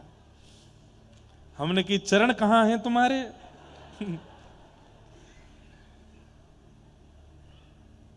तो ये तो बहुत अच्छी बात हमने बताई जो हम मंच से बोल सकते हैं। लोग तो ऐसी ऐसी सोच रखते हैं कि हम क्या बताएं। एक बार मैं कहीं कथा कह रहा था, तो कथा में वो पद गा रहा था, इतना तो करना स्वामी जब प्राण तन से निकले, गोविंद नाम लेकर जब प्राण तन से निकले। मैंने कहा हर व्यक्ति को अधिकार है अपनी इच्छा मृत्यु करने का, पर इच्छा मृत्यु संसारी भोगों के प्रति ना हो, ठाकुर जी के प्रति हो। जैसे मेरे प्राण वृंदावन में निकले, ऐसी इच्छा मृत्यु। मेरे प्राण पुरी जगन्नाथ में निकले, मैं महाप्रभु जगन्नाथ जी का महाप्रसाद पा करके और पुरी का दर्शन करके दंडवत करूं, तभी मेरे प्राण चले जाएं। मेरे प्राण सत्संग में जाएं, मेरे प्राण कथा में जाएं, मेरे प्राण हरि भक्तों के दर्शन करते हुए जाएं। ऐसी इच्छा सब रख सकते हैं। तो हमारे एक प्रिय भैया, उनको मिष्ठान बहुत प्रिय है। बोले मेरा मन तो ऐसा है कि गोवर्धन में जतिपुरा की आलू की जलेबी और वो मुख में जावे और जैसे ही मैं दांतों से उसको चबाऊं, उसका रस मेरी जीभ में घुल जावे और वो रस मेरे पूरे मुंह में डोल रहा हो और उसी समय मेरे प्राण चले जाएं। तो मैंने कहा भाई तुम्हारी इच्छा तो देखो कितनी ऊंची इच्छा है। बहुत ऊंचे ऊंचे लोग हैं भैया संसार में। बुद्धि नमोस्तुते व्यास विशाल बुद्धे, ऐसी बड़ी बड़ी मेधावी बुद्धि वाले लोग हैं जो क्या क्या सोच लेते हैं पता नहीं। तो बहुत अच्छी कृपा है भगवान की, कल्प वृक्ष धरती पर नहीं है। लोग कुछ भी सोच सकते हैं, कुछ भी विचार कर सकते हैं। तो निगम कल्प तरोर गलितम फलम, ये कल्प वृक्ष कहां है? वेद रूपी कल्प वृक्ष, वेद रूपी कल्प वृक्ष पृथ्वी पर है। ये श्रीमद् भागवत क्या है? ये कल्प वृक्ष है। यहां बैठकर के जो मांगोगे सो मिल जाएगा, लेकिन हाँ संसारी वस्तु मांगोगे तो नहीं मिलेगा। हाँ आप ये मांगो कथा में बैठे बैठे कि मेरी माला, मैं 7 माला करता हूं, मेरी 16 माला हो जाए। हे भागवत जी कृपा करो, मुझे आलस ना हो और मेरी मालाएं 16 हो जाएं, हो जाएंगी 16। हे भागवत जी ऐसी कृपा करो, हर महीने मेरा वृंदावन आने का कोई क्रम बन जाया करे, वो इच्छा पूरी हो जाएगी। हे भागवत जी ऐसी कृपा करो, ठाकुर जी की सेवा में मेरी इतनी रुचि बढ़े कि कभी आलस से ना आवे, ये इच्छा पूरी हो जाएगी। हे भागवत जी मेरे गुरुदेव मुझे अति प्रिय हो जाएं, मुझे उनमें कभी दोष ना दिखे, ये भाव पूरा हो जाएगा। भगवत संबंधी जो कल्पना आप यहां बैठ करके करेंगे वो कल्पना तुरंत पूरी होगी, क्योंकि ये कल्प वृक्ष है। कल्प वृक्ष का फल है भागवत। निगम कल्प तरोर गलितम फलम सुख मुखादमृत द्रव संयुतम पिबत भागवतम रसमालयम मुहुर्हो रसिका भुवि भावुका। निगम वेद रूपी कल्प वृक्ष का पका हुआ फल श्रीमद् भागवत। अच्छा एक बात और कह दें हम, श्रीमद् भागवत की कथा सुनना, मैं कहता ही हूं इस बात को, श्रीमद् भागवत की कथा सुनना ये अपने आप में फल की प्राप्ति ही है। आपने अपने पूर्व में कुछ अच्छे कृत्य किए, जिन कृत्यों से आपको फल मिलना था, उस फल के रूप में ऐश्वर्य ना दे करके, धन ना दे करके, संपत्ति ना दे करके कथा सुनने का अवसर ठाकुर जी ने दिया। ये बहुत बड़ी कृपा है। हमारे कृत्यों का फल हमको मिलता है, हमारे कर्मों का फल हमको मिलता है, तो फल के रूप में अगर ऐश्वर्य मिल रहा है तो सोचो ठाकुर जी ऐसे निपटा रहे हैं आपको। फल की प्राप्ति में धन धान्य मिल रहा है, खूब खूब संपत्ति मिल रही है, तो भी ठाकुर जी आपको ऐसे ही निकाल रहे हैं। पर आपके किए गए सत्कर्मों के फल के रूप में धाम के प्रति प्रेम, नाम के प्रति प्रेम, वैष्णव प्रीति, कथा के प्रति प्रीति, ठाकुर जी के प्रसाद के प्रति प्रीति, ये प्रीतियां यदि चित्त में जागृत हो रही हैं तो निश्चित है कि ठाकुर जी बड़े प्रसन्न हैं। आपको ऑप्शन दिए जाते हैं परिवार से, वृंदावन जाना है कि गोवा जाना है, तो मन में आता ही नहीं है कि गोवा जाना है। या ऐसे भी होता है ना कि मन तो हो रहा था पर मन में लगा कि ठीक है वृंदावन ही हुआते हैं, सब लोगों की ज्यादा रुचि वहां जाने की। ऐसे नहीं, मन में इच्छा ही नहीं हो, बोले दूसरा नाम ही मत लो। वृंदावन के साथ में ऑप्शन होना ही नहीं चाहिए, वृंदावन के साथ में ऑप्शन वाला काम नहीं होना चाहिए। वृंदावन मतलब वृंदावन, व्रज मतलब व्रज। वहां ऑप्शन दे करके आप वृंदावन की महिमा घटा देते हो अगर ऑप्शन दे रहे हो तो। नहीं नहीं नहीं नहीं, वृंदावन का नाम आ रहा। हाँ, ऐसा कह सकते हो गोवा जाना है कि दक्षिण भारत जाना है, मनाली जाना है कि शिमला जाना है, ये कहो। वहां वृंदावन को ऑप्शन में ही मत रखो। तो वृंदावन आ जाए तो फिर बाकी के तो 4 ऑप्शन में क्या है, बोले वृंदावन, दूसरा क्या बोले श्री वृंदावन, तीसरा क्या है प्यारो वृंदावन, चौथा क्या बोले मेरो वृंदावन। ये सब वृंदावन ही है, चारों ऑप्शनों में वृंदावन है और कुछ नहीं है। ऐसी स्थिति यदि आपकी है, ऐसी स्थिति रुचि वृंदावन के प्रति अगर आपकी है, प्रसन्न हो जाइए। ठाकुर जी आपसे इतने रीझे हैं कि आपकी धाम में इतनी निष्ठा, उस धाम के आगे अब और कुछ नहीं सुहाता, उस नाम के आगे कुछ नहीं सुहाता, कथा के आगे कुछ नहीं सुहाता। भगवत संबंधी जितने भी क्रम हैं, धाम नाम कथा, इनके साथ में ऑप्शन ही नहीं है, बोले यही है और कुछ नहीं चाहिए।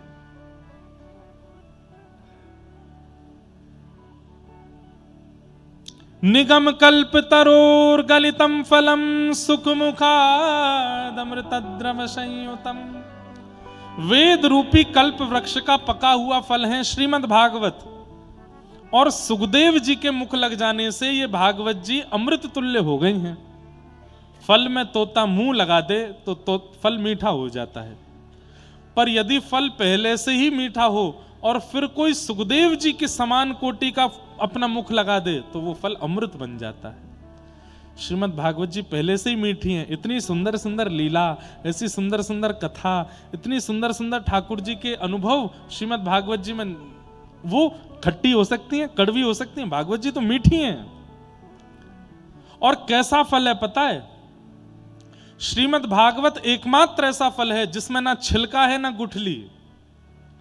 आप कहोगे छिलका गुठली का मतलब, छिलका छोड़ दिया जाता है, गुठली भी फेंक दी जाती है। श्रीमद् भागवत में कोई भी ऐसा विषय नहीं है, कोई भी ऐसा प्रसंग नहीं है जिसको छोड़ा जाए। सब ग्रहण योग्य हैं, सब स्वीकार करने योग्य हैं। कई बार कह दिया जाता है श्रीमद् भागवत का एकादश स्कंद बहुत कठिन है, श्रीमद् भागवत में कपिल विभूति संवाद बड़ा कठिन है, श्रीमद् भागवत की पंचम स्कंद बड़ा कठिन है। नहीं, कुछ कठिन नहीं है। भागवत सुनने की इच्छा होनी चाहिए, सुनाने वाले में रुचि होनी चाहिए। श्रीमद् भागवत में एक भी वस्तु त्याज्य नहीं, सब ग्रहण करने योग्य है। सुख मुखाद अमृत द्रव संयुतम पिबत भागवतम रसमालयम। भागवत की सुंदर कथा की रसमाला को पियो। ये बात मैं हर बार कहता हूं, कथा सुनने का विषय नहीं है, कथा पीने का विषय है, सुनने का विषय नहीं है। सुनने वाला व्यक्ति सुनी हुई चीज को भूल सकता है, पर पीने वाली वस्तु तो पीने के बाद असर करती है। पानी पिया है तो पानी भीतर जाके प्यास बुझाएगा, अपना कुछ रूप दिखाएगा। दूध पिया है तो दूध भीतर जाकर के अपना प्रभाव डालेगा। मदिरा पियोगे तो मदिरा भीतर जाके आपको नशा कर देगी। भांग छानोगे तो फिर होगा जो होना है। पीने वाली वस्तु आप नहीं भी चाहोगे तो भी अपना असर करेगी। अब कोई गलती से जहर पी गया, अब खूब कहते रहो तू पलटी कर ले, तू यूं कर ले। नहीं भाई, अब प्राण जाने ही है। क्यों? पी लिया है। इसका मतलब क्या है? सुनी हुई बात, सुना हुआ विषय, सुनी हुई वस्तु एक समय पर उतना प्रभाव नहीं डालेगी, लेकिन पी हुई वस्तु का तो प्रभाव रहता है। इसलिए भागवत सुनिए मत। पिबत भागवतम रसमालयम। गुरु के वचन, आचार्यों के वचन, कथा के वचन, इनको सुनना नहीं है, पीना है। और पीना कैसे है? इतनी निष्ठा करके श्रवण करना है कि ये जो कह रहे हैं वो सर्वस्व है मेरे लिए। हम एक बात मैं तो सब कथा में कहता हूं, व्यास मंच से नीचे उतर के मैं कितना भी कुछ बोलूं मत मानो, पर यहां बैठ करके अगर कुछ कह दें उसको तुरंत मान लीजिए। हमारी महिमा नहीं है, हम भी आपकी तरह वही बालक हैं। हम भी बचपन में मम्मी से खूब पिटते थे, हम भी आपकी तरह रोते थे, हम भी आपकी तरह खाते हैं, हम भी वैसे ही सोते हैं, हम भी स्नान करते हैं, हमारे अंदर भी मल आदि सब कुछ है, हमारे अंदर भी वही है जो आपके अंदर है, वही भाव वही विचार सब कुछ। पर यहां बैठ के कुछ हो जाता है, पर वो नहीं पता वो क्यों होता है। इसलिए यहां कह के जो कह दिया जाए उसको मान लीजिए। ये व्यासपीठ हमारी नहीं है, ये ठाकुर जी की व्यासपीठ है, ये वेदव्यास की व्यासपीठ है, ये सुखदेव जी की व्यासपीठ है। यहां कोई आज्ञार्थ कह के कह दिया जाए कि ये करना है तो उसको कर लीजिए, अनुभव अपने आप होगा। कई बार कथा कहने वाले वक्ता को अपनी वाणी पर भरोसा नहीं होता, पर सुनने वाला इतने हृदय से सुन लेता है कि उसको भगवत प्राप्ति हो जाती है, कहने वाले को नहीं होती। मीराबाई का वो प्रसंग मुझे बहुत अच्छा लगता है। एक जोशी जी नाम के वक्ता हर महीने कथा सुनाने जाते थे मीराबाई के यहाँ, और कथा सुना के मीरा सबसे कहते थे कोई प्रश्न हो तो पूछ लो, तो बाकी के सब लोग बैठे रहते, कुछ नहीं पूछता। एक दिन छोटी सी मीराबाई आ गई। मीराबाई बोली, लाली क्या बात है, मिश्री चाहिए? बोले नहीं, आपने कहा प्रश्न पूछो तो प्रश्न पूछने आई हूं। तो जोशी जी को लगा छोटी सी लाली क्या पूछेगी, ध्यान भी नहीं दिया। अच्छा, पोथी बांधने लगा। हाँ हाँ बोलो मीरा क्या है? बोले आप जिनकी कथा सुनाते हो, आप जिन कृष्ण की लीला सुनाते हो, ये मुझे कब मिलेंगे, ये हमें कब मिलेंगे? जोशी जी स्तब्ध हो गए सुन के, और जब मीराबाई की ओर देखा तो आंखों में आंसू है, मुख जैसे कांपता है ना ऐसे कांप रहा है, गाल लाल पड़ गए छोटी सी मीरा के, और बस जोशी जी की धोती खींचते हुए कह रही हैं, जिनकी आप कथा सुनाते हो ये कृष्ण मुझे कब मिलेंगे? जोशी जी ने तुरंत मीराबाई के सिर पर हाथ फेरते हुए कह दिया, मीरा तुझे तो मिलेंगे ही मिलेंगे, पर तेरे कारण लाखों को मिलेंगे, तेरी वजह से लाखों को मिलेंगे।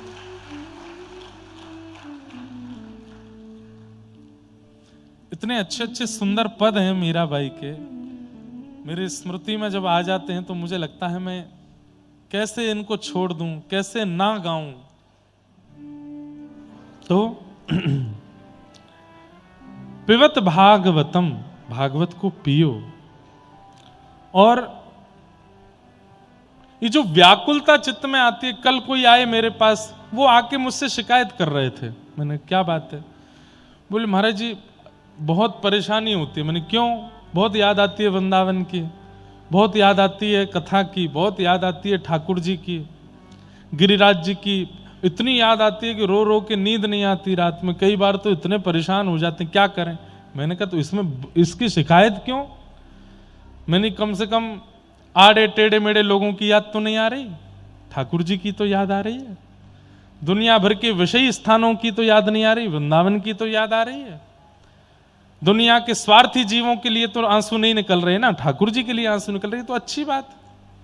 इस विरह के लिए लोग तड़पते हैं कि हमको ऐसा विरह क्यों नहीं होता ठाकुर जी का। आपको हो रहा है, आप शिकायत कर रही हो, शिकायत नहीं तो अच्छा है। देता है कन्हई जिसे प्रेम की दशा, सब विधि उसकी लेता है परीक्षा। कभी निकट बुलाए कभी दूरियां बढ़ाए, छलिया हाथ नहीं आए हमें श्याम ना मिला। ठाकुर जी तो लीला करते हैं तब विरह देते हैं, और विरह भाई घड़े से पानी बाहर छलक रहा है, इसका मतलब ओवरफ्लो हो रहा है। और ओवरफ्लो के साथ में क्या क्या होता है कि कई बार घड़े में अंदर जो जो सामान होगा सब पानी के द्वारा निकल के बाहर आ जाता है। ऐसे ही ठाकुर जी के विरह में जो रुदन करते हैं, उनके चित्त में जितने विकार हैं, जितने विषय हैं, जितनी दूषितताएं हैं, अश्रु जल के माध्यम से सब निकल के बाहर आ जाते हैं, परम पवित्र हृदय हो जाता है। अरे जो कभी भगवत विरह में रोते ही नहीं है, ठाकुर जी की स्मृतियों कभी नेत्र सजल नहीं हुए, इसका मतलब अभी अंदर सब भरा पड़ा है, पर विरह में नेत्र सजल हो जाते हैं। वृंदावन की याद करके, ठाकुर जी की कथा सुन के, गुरुदेव का स्मरण करके, ठाकुर जी का दर्शन करके नेत्र सजल हो जाते हैं। तो इसका मतलब क्या है? सब निकल रहा है भीतर से, जितने विकार हैं निकलने दीजिए, उनको जाने दीजिए। उनके प्रस्थान से ही चित्त की शुद्धि और मार्जन होगा, और पवित्र हृदय जब हो जाए तभी ठाकुर जी आएंगे। पर ये सबको नहीं होता, सूखे नेत्र रहते हैं हमारे, सजल नहीं होते। ये सजल भी भगवत कृपा से ही होते हैं। मार्जन जिनके चित्त का होता है उन्हीं के नेत्र सजल होते हैं। पिबत भागवतम रसमालयम, इस भागवत की रसमाला को पियो। बोले कितना पिए, कितना पिए?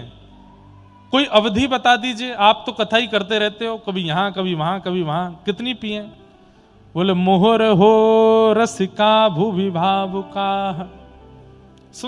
पीते रहो जब तक तन में प्राण है, कथा का त्याग मत कीजिए। सुनते रहो, सुनते रहो, सुनते रहो, पीते रहो। मोहर हो रसिका भूवि भावुका, एक दिन तुम रसिक बन जाओगे। रसिक का मतलब क्या है? जिसे रस में ही रहना है उसे रसिक कहते हैं। जो रस में ही है, बोलता भी है तो भी रस की चर्चा करता है, किसी भी विषय में कोई चर्चा उससे कह लो, वो रस की ही बात करता है, उसको रसिक कहते हैं। अभी जटेरी धाम में कथा थी कुछ दिनों पहले, तो वहां महाराज जी ने रसिक शब्द की इतनी अच्छी व्याख्या बताई कि जो रस के अलावा कुछ और जानता ही ना हो उसको रसिक कहते हैं। प्रिया प्रियतम के रस के अलावा और कुछ भी होता है ये जिसको पता ना हो उसको रसिक कहते हैं। बालक जब छोटा होता है तो घर में रहता है, उसको लगता है माता पिता दीदी यही परिवार, इतना ही, यही दुनिया है, बस इससे बड़ी दुनिया नहीं है।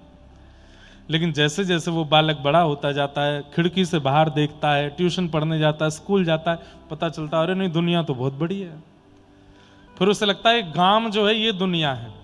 वो गांव से निकल के शहर जाता है तब उसको लगता अरे नहीं ये शहर दुनिया है। जब वो देश भ्रमण पर जाता उसको लगता है हमारा देश ही दुनिया है। जब वो विदेश जाता तब उसको पता चलता अरे बहुत बड़ी दुनिया है। कहाँ मुझे लगता था 4 लोग ही हैं इस दुनिया में, नहीं ये तो असंख्य है। और जब वो कथा में आकर कथा सुनता तब पता चलता करोड़ों ब्रह्मांड है। अरे भैया हमारा तो कोई पता ही नहीं है, ये दुनिया तो बहुत ही बड़ी है। लेकिन जिस समय वो केवल माता पिता और अपनी बहन को ही जानता था, इन्हीं को दुनिया समझता था, उस समय वो रसिक था। ऐसे ही केवल प्रिया प्रियतम और वृंदावन को जो जाने, उसके अलावा जिसको कुछ पता ही नहीं है उसको रसिक कहते हैं। कथा सुनते सुनते क्या हो जाएगा, केवल ठाकुर जी और उसके अलावा कोई और चिंतन में ना आवे, वो रसिक है। स्वामी श्री हरदास जी को रसिक कहा गया। रसिक शिरोमणि श्री स्वामी हरदास जी महाराज। अरे बादशाह हिंदुस्तान अकबर आ गया सामने, और अकबर ने आकर के कह दिया मैं दिल्ली छोड़ करके अब यहीं आ रहा हूं, आपको देख करके रहूंगा। स्वामी जी बोले भैया तू यहां रहेगो तो बड़ी भीड़ आ जाएगी, तू चलो जा, मेरो भजन छूट जाएगा। हम आप लोग होते तो, हम आप अगर वहां पे होते और हमसे अकबर ने कहा होता कि मैं आपकी शरण में आना चाहता हूं, हम क्या करते? आजा, नहीं बैठ जा, तेरे काज बढ़िया कुटिया बनवा, तू हमारे काज महल बनवा दे, तो पे तो बहुत पैसा है। हम लोग तो ऐसे हैं। लेकिन स्वामी जी महाराज ने तुरंत मना कर दिया, हाथ जोड़ने लगे, बोले तू अब ही लौट जा, और भैया तेरे को बहुत गरज पड़े तो चित्रकार ते मेरे चित्र बनवा के ले जा, लेकिन मेरे पास मत आइयो लौट के, क्यों मेरे भजन में बाधा बनेगी। ये रसिक है, तो संसार के विषय को ऐसे त्याग देते हैं अपने प्रिया प्रियतम के लिए। ये रसिकों की श्रेणी है, ये रसिकों की स्थिति है। हम लोग ऐसे रसिक नहीं। हमें ठाकुर जी के आगे कोई और प्रलोभन मिल जाए, बिहारी जी के दर्शन में भी जल्दीबाजी रहती है। क्यों जल्दी? चलो बाहर लस्सी पीनी है। अरे बिहारी जी को देखने के बाद भी लस्सी की इच्छा है रही है तुम्हारी? कैसे ऐसा कैसे? बिहारी जी को देखने के बाद, राधा वल्लभ जी को देखने के बाद चाट पकौड़ी की इच्छा कैसे ऐसा क्या? अरे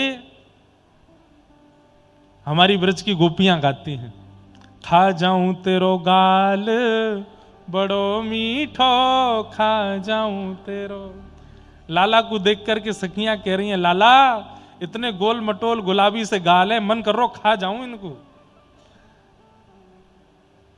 बूंदी से या के ग्वाल बाल सब, बूंदी से या के बाल बाल सब। अरे हाँ वारे रसिया हो वारे। ये रसिया हमने लिखा है, सुनिए। बूंदी से या के ग्वाल बाल सब, बूंदी से या के ग्वाल बाल। अरे जलेबी सो लाला बड़ो सीधो, जलेबी सो लाला बड़ो सीधो। अरे खा जाऊं तेरो, खा जाऊं तेरो गाल बड़ो मीठो, खा जाऊं। सुनो ये, जयपुर जाके, दिल्ली जाके या जहां से भी आप आए वहां जाके इस रसिया को मत गाना, नहीं तो अपराध लगेगा। ये रसिया केवल ब्रज में गा सकते हो। कहा बंबई जाके कहोगे खा जाऊं तेरो गाल, ठाकुर जी पूतना आई भैया भागो, खावे आइए मोह। और कहीं जाकर के जयपुर जाके कहोगे ठाकुर जी सुरपन खाए भैया। ये तो ब्रज में गा सकते हो केवल। जलेबी सो लाला बड़ो सीधो, जलेबी सो लाला बड़ो सीधो।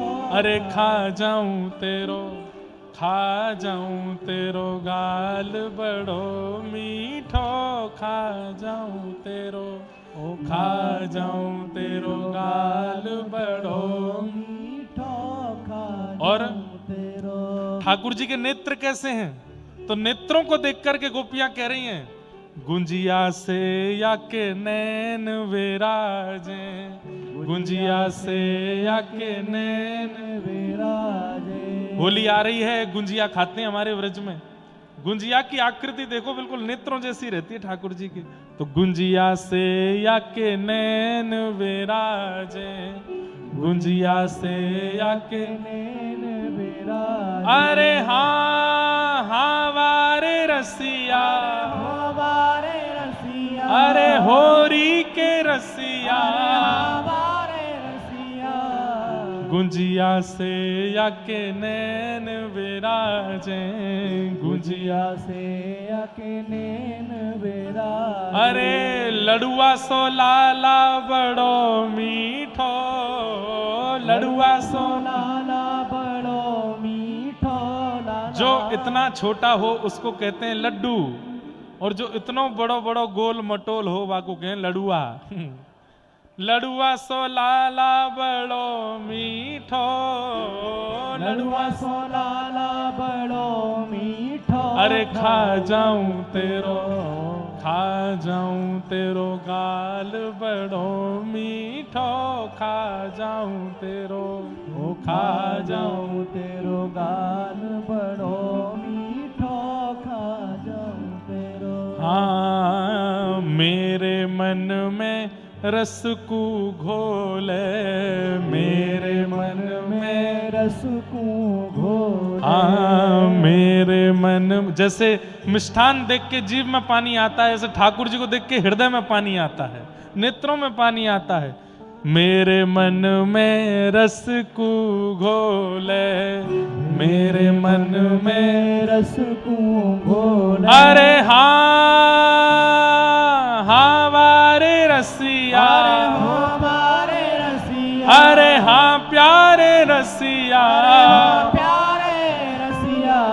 मेरे मन में रस को घोले, मेरे मन में रस को घोले। हाँ गिरधर मेरो मन बसिया, गिरधर मेरो मन बसिया। मेरो गिरधर मेरे मन बसिया, मेरो गिरधर मेरे मन बसिया। अरे खा जाऊं तेरो, खा जाऊं तेरो गाल बड़ो मीठो, खा जाऊं तेरो, ओ खा जाऊं तेरो गाल बड़ो मीठो, खा जाऊं तेरो। अरे हाँ रे खा जाऊं तेरो, अम्बे खा जाऊं तेरो, हाँ रे खा जाऊं तेरो, अम्बे खा जाऊं तेरो, अरे गाल बड़ो मीठो खा जाऊं तेरो, खा जाऊं तेरो गाल बड़ो मीठो खा जाऊं तेरो, खा जाऊं तेरो गाल। बोल होरी के रसिया की। वाह, मैं भूल गया था लिख करके, इसको गाना भी है, अब याद आया, कभी कभी याद आ जाता है। लेकिन मैं सबसे निवेदन करता हूं, बाहर मत गई हो या को, क्योंकि ये बड़ी अंतरंग बात है भाई, ये सब जगह नहीं गाई जा सकती। और ये अच्छी बात आज याद आई, बाहर जाके गाओगे तो राक्षस देखे जाओगे, राक्षस यहां गाओगे तो गोपी की तरह देखेंगे। अच्छा, रसिया का मतलब पता है क्या है? रसिया का सिनेरियो ऐसा है कि ठाकुर जी होली खेल के जब थक जाते हैं तो फिर एक जगह बैठ जाते हैं, कुछ गोप ग्वाल ठाकुर जी को पंखा झलते हैं, कुछ पानी पिलाते हैं। उस समय सखियां बैठ करके ठाकुर जी को सींग दिखाते दिखाते चढ़ाती हैं, तब रसिया गाती हैं। रसिया में गारी गाई जाती है क्यों लाला, बस इतना ही आवे तो पे, ऐसे करके ठाकुर जी को चढ़ाती है।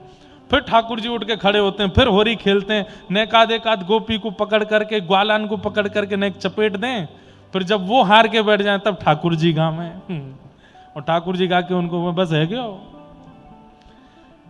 ठाकुर जी होरी खेल के आए, गोपीन ने महाराज लाला कारे ते और कारो कर दियो, कारे ते लाल बनाए दियो। इतने लाल है गए ठाकुर जी जब लौट करके आए तो मधुमंगल सीधाम बोलो लाला कतई बानर सो लग रहा अब तो। ठाकुर जी बोले भैया ये बरसाने की गोपी, इनमें जन कितनों तो दम है, ऐसे पकड़ लें न को छिटक के भागन ना दें। हमारे व्रज में अब तो नहीं, पर मैंने सुना है कि पुराने व्रज में भी आज से 10-15 साल पहले ये 40 दिन की होली में माताएं बहनें घी खाती दबा के, ताकि इतनी जोर से दम आए कि नंदगाम बरसाने के जब आमे तो ऐसे पकड़ ले, छूट के नहीं भाग पाए, पकड़ के दे डंडा उनमें। अब तो अब पता है क्या, सब खराब कर दिया वीडियो और ये कैमराओं ने। अब कैमराओं के लिए होली होती है, उसको दिखाने के लिए होली होती है। उसके सामने फिर अदबद के बड़े धीमे धीमे यूं डंडा मार रहे हैं, वो नीचे थे हाँ सबको दिखाने के लिए। वो बिना कैमरे के जो वास्तविक रहना भूल गया मानव, और कैमरा में ही डोलते रहे पूरे दिन। मैं भूल जाता हूं कथा कहते कहते कैमरा लग रहा है सामने, इसलिए कई बार ऐसी बात निकलती है जो नहीं निकलनी चाहिए। तो ये सब ब्रज के भाव हैं। तो ऐसी स्थिति में जो रहते हैं, जिनको प्रिया प्रियतम के अलावा और कोई भाव आता ही नहीं है, उन्हें कहते रसिक। हाँ, तो ठाकुर जी लाल बनाए, लाल बन के आए तो सब ग्वारिया बोले लाला कतई बानर बना दियो। बोले अरे कहा बताऊं, बरसाने की गोपी ऐसे पकड़ ले, मैं ना जा रहा हूं बिनते लड़वे। सब ग्वाल वाल ठाकुर जी को बैठ के प्रोत्साहन करते हैं। ठाकुर ब्रज की तो है लाज मुकुटवारे, ब्रज की तो है लाला। आज की भाषा में बोल दूं तो ठाकुर जी सब बोले लाला तू तो कैप्टन है हमारी टीम को, तू ही आउट है जाएगो, बाकी सबन को कहा होएगो, पीछे मत हटे लाला, घबरा में मत इनको पीनते। व्रज की लाज तेरे तोते है लाला। अरे मुकुटवारे तू लड़के आ, तू जा खेल के आ हो रही। ठाकुर जी बोले ना मैं ना जाऊंगा। अरे लाला तू अपनी योग्यता भूल गयो। कहा योग्यता? चंदा सूरज तेरो ध्यान धरत हैं, चंदा सूरज तेरो ध्यान धरत हैं। अरे हाँ प्यारे रसिया हो प्यारे रसिया, अरे होरी के रसिया, चंदा सूरज तेरो ध्यान धरत हैं, चंदा सूरज तेरो ध्यान धरत हैं। और ध्यान धरे नव लख तारे, और ध्यान धरे नव लख तारे। हो व्रज की तो है, व्रज की तो है लाज मुकुटवारे व्रज की तो है ब्रज की तो है लाज मुकुटवारे ठाकुर जी इतने में ही खड़े है जाएं, बोले मधुमंगल, बोले हाँ, तेने पूतना वारे हाथ जगा दिए मेरे। अब मुंह को सबरी गोपी पूतना ही दिख रही। बोले लाला पूतना देख के मत जाइयो, रंग लगानो है, सीधे मुक्ति ना है देनी सबन को। ना ना अब तो तू देख।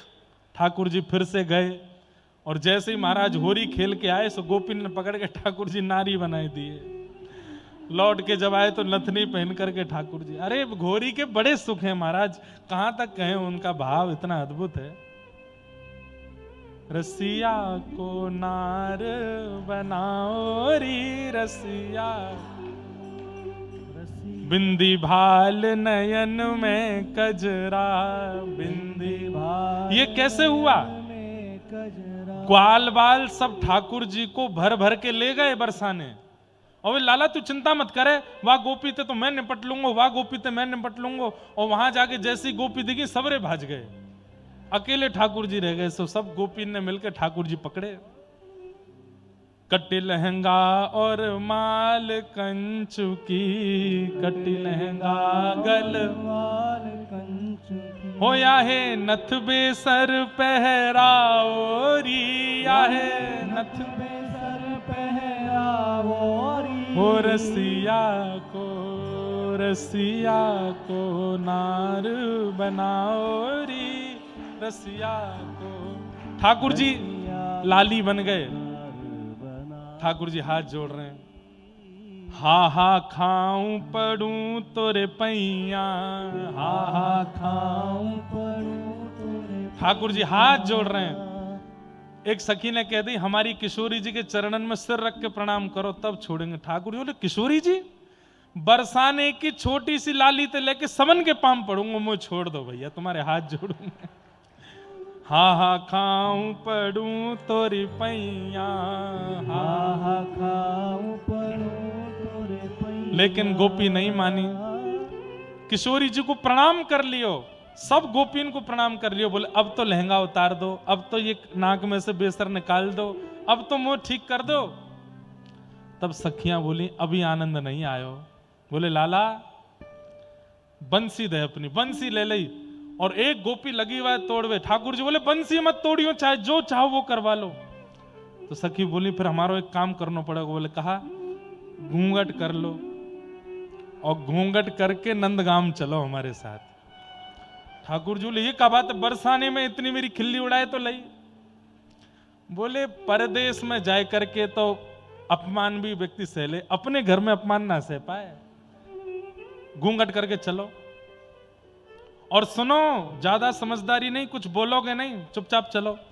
ठाकुर जी घूंघट करके सब सखियां पकड़ के ले जा रही हैं और कहां ले गई? सीधे यशोदा जी के पास।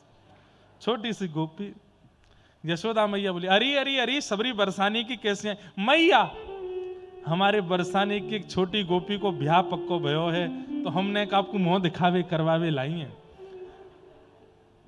यशोदा मैया बोली अरे गोपी को ब्याह पक्को भयो? बोले हाँ। नेक आप मुंह देख लो या को कैसो है। मैया जैसी मुंह देखने लगी, एक गोपी रुको रुको रुको रुको, पहले या की कलान न देख लो, क्योंकि मुंह देखवे के बाद फिर कला देखवे लायक आप बचोगी नहीं। अरे सखी ठाकुर जी हिल रहे हैं बोले नाच के दिखा। और ठाकुर जी घूंघट में ही नाच रहे हैं मैया के आगे। यशोदा मैया के अरे कैसो नीको नाच रही है, कैसो चोखो नाच रही है। अरे कौन की छोरी है? अनेक मलूक होएगी तो मैं अपने कन्हैया की बात चलाऊं याते मैया तेने नृत्य देख लियो? अरे गोपी? बोले हाँ। बोले ने गा के सुना। तो घूंघट में थी ठाकुर जी ऊंची टेर ले लेके गा रहे हैं कछु। यशोदा मैया के तो नेत्र सजल है, बिल्कुल मेरी कन्हैया जैसी आवाज है या की। तो मैया अब तू मुंह दिखाई कर ले। जैसे ही घूंघट उठाए करके देखो महाराज, ठाकुर जी को देख करके अरे बजमारे तू कहां थे? सखीन ने बनो डोल लो है। अरे मैया मैं ना डोल रहा हूं, इन सब ने पकड़ के मुंह चोरी बनाए दियो है। नारायण कर ताल बजावे, नारायण कर ताल बजावे। अरे हाँ वारे रसिया, हमारे रसिया अरे हाँ प्यारे रसिया, प्यारे रसिया, ओ नारायण कर ताल बजावे, नारायण कर ताल बजा, हो या है यशोदा के निकट नचाओरी, या है यशोदा के निकट नचावोरी, हो रसिया को नार बनाओ री, रसिया को नार बनावोरी, रसिया। बोल होरी के रसिया की। कल जब गिरधर लाल जी पधारेंगे, शाम को उत्सव हो, ये सब लीलाएं फिर उनको देख के सोचना, आपने कैसी कैसी लीलाएं करी हैं, कैसा ऊधम आपके मन में बसे महाराज। तो जो इन्हीं भावों में ही डूबे रहते हैं, इनके अलावा कोई और भाव वार्ता उनको अच्छी नहीं लगती, उनको कहते हैं रसिक। क्या कहते हैं? हम अपनी एक बहुत निजी स्थिति बताएं। कई बार कोई अच्छी पिक्चर आती है, संग वाले सब कहते हैं, परिवार के भी, चलो देखते हैं। हमको एक पिक्चर देखने में कम से कम 1.5 महीना लगता है, क्योंकि हर 10 मिनट में मुझे बोरियत होने लग जाती है, मन ही नहीं लगता। हाँ, कुछ भगवत संबंधी, राष्ट्रीय संबंधी कुछ आती हैं तो वो देख लेते हैं, बाकी नहीं तो मन करता है, पता ही चल जाती है अब क्या होने वाला होगा, जरूर नस काट के आएगा आगे अभी हॉस्पिटल में जाएगा, अब इसको ऐसे सब पता चल जाता है। अब इसमें मैं कोई प्रशंसा का भाव नहीं, इतनी कथा कहते हैं, अब हम करते क्या है, साल भर 365 दिन कथा ही कहते रहते हैं। ठाकुर जी की लीला का चिंतन करते करते करते करते उस रस के आगे अब सब नीरस लगता है, उनमें फिर भाव ही नहीं आता, वो अच्छे ही नहीं लगते।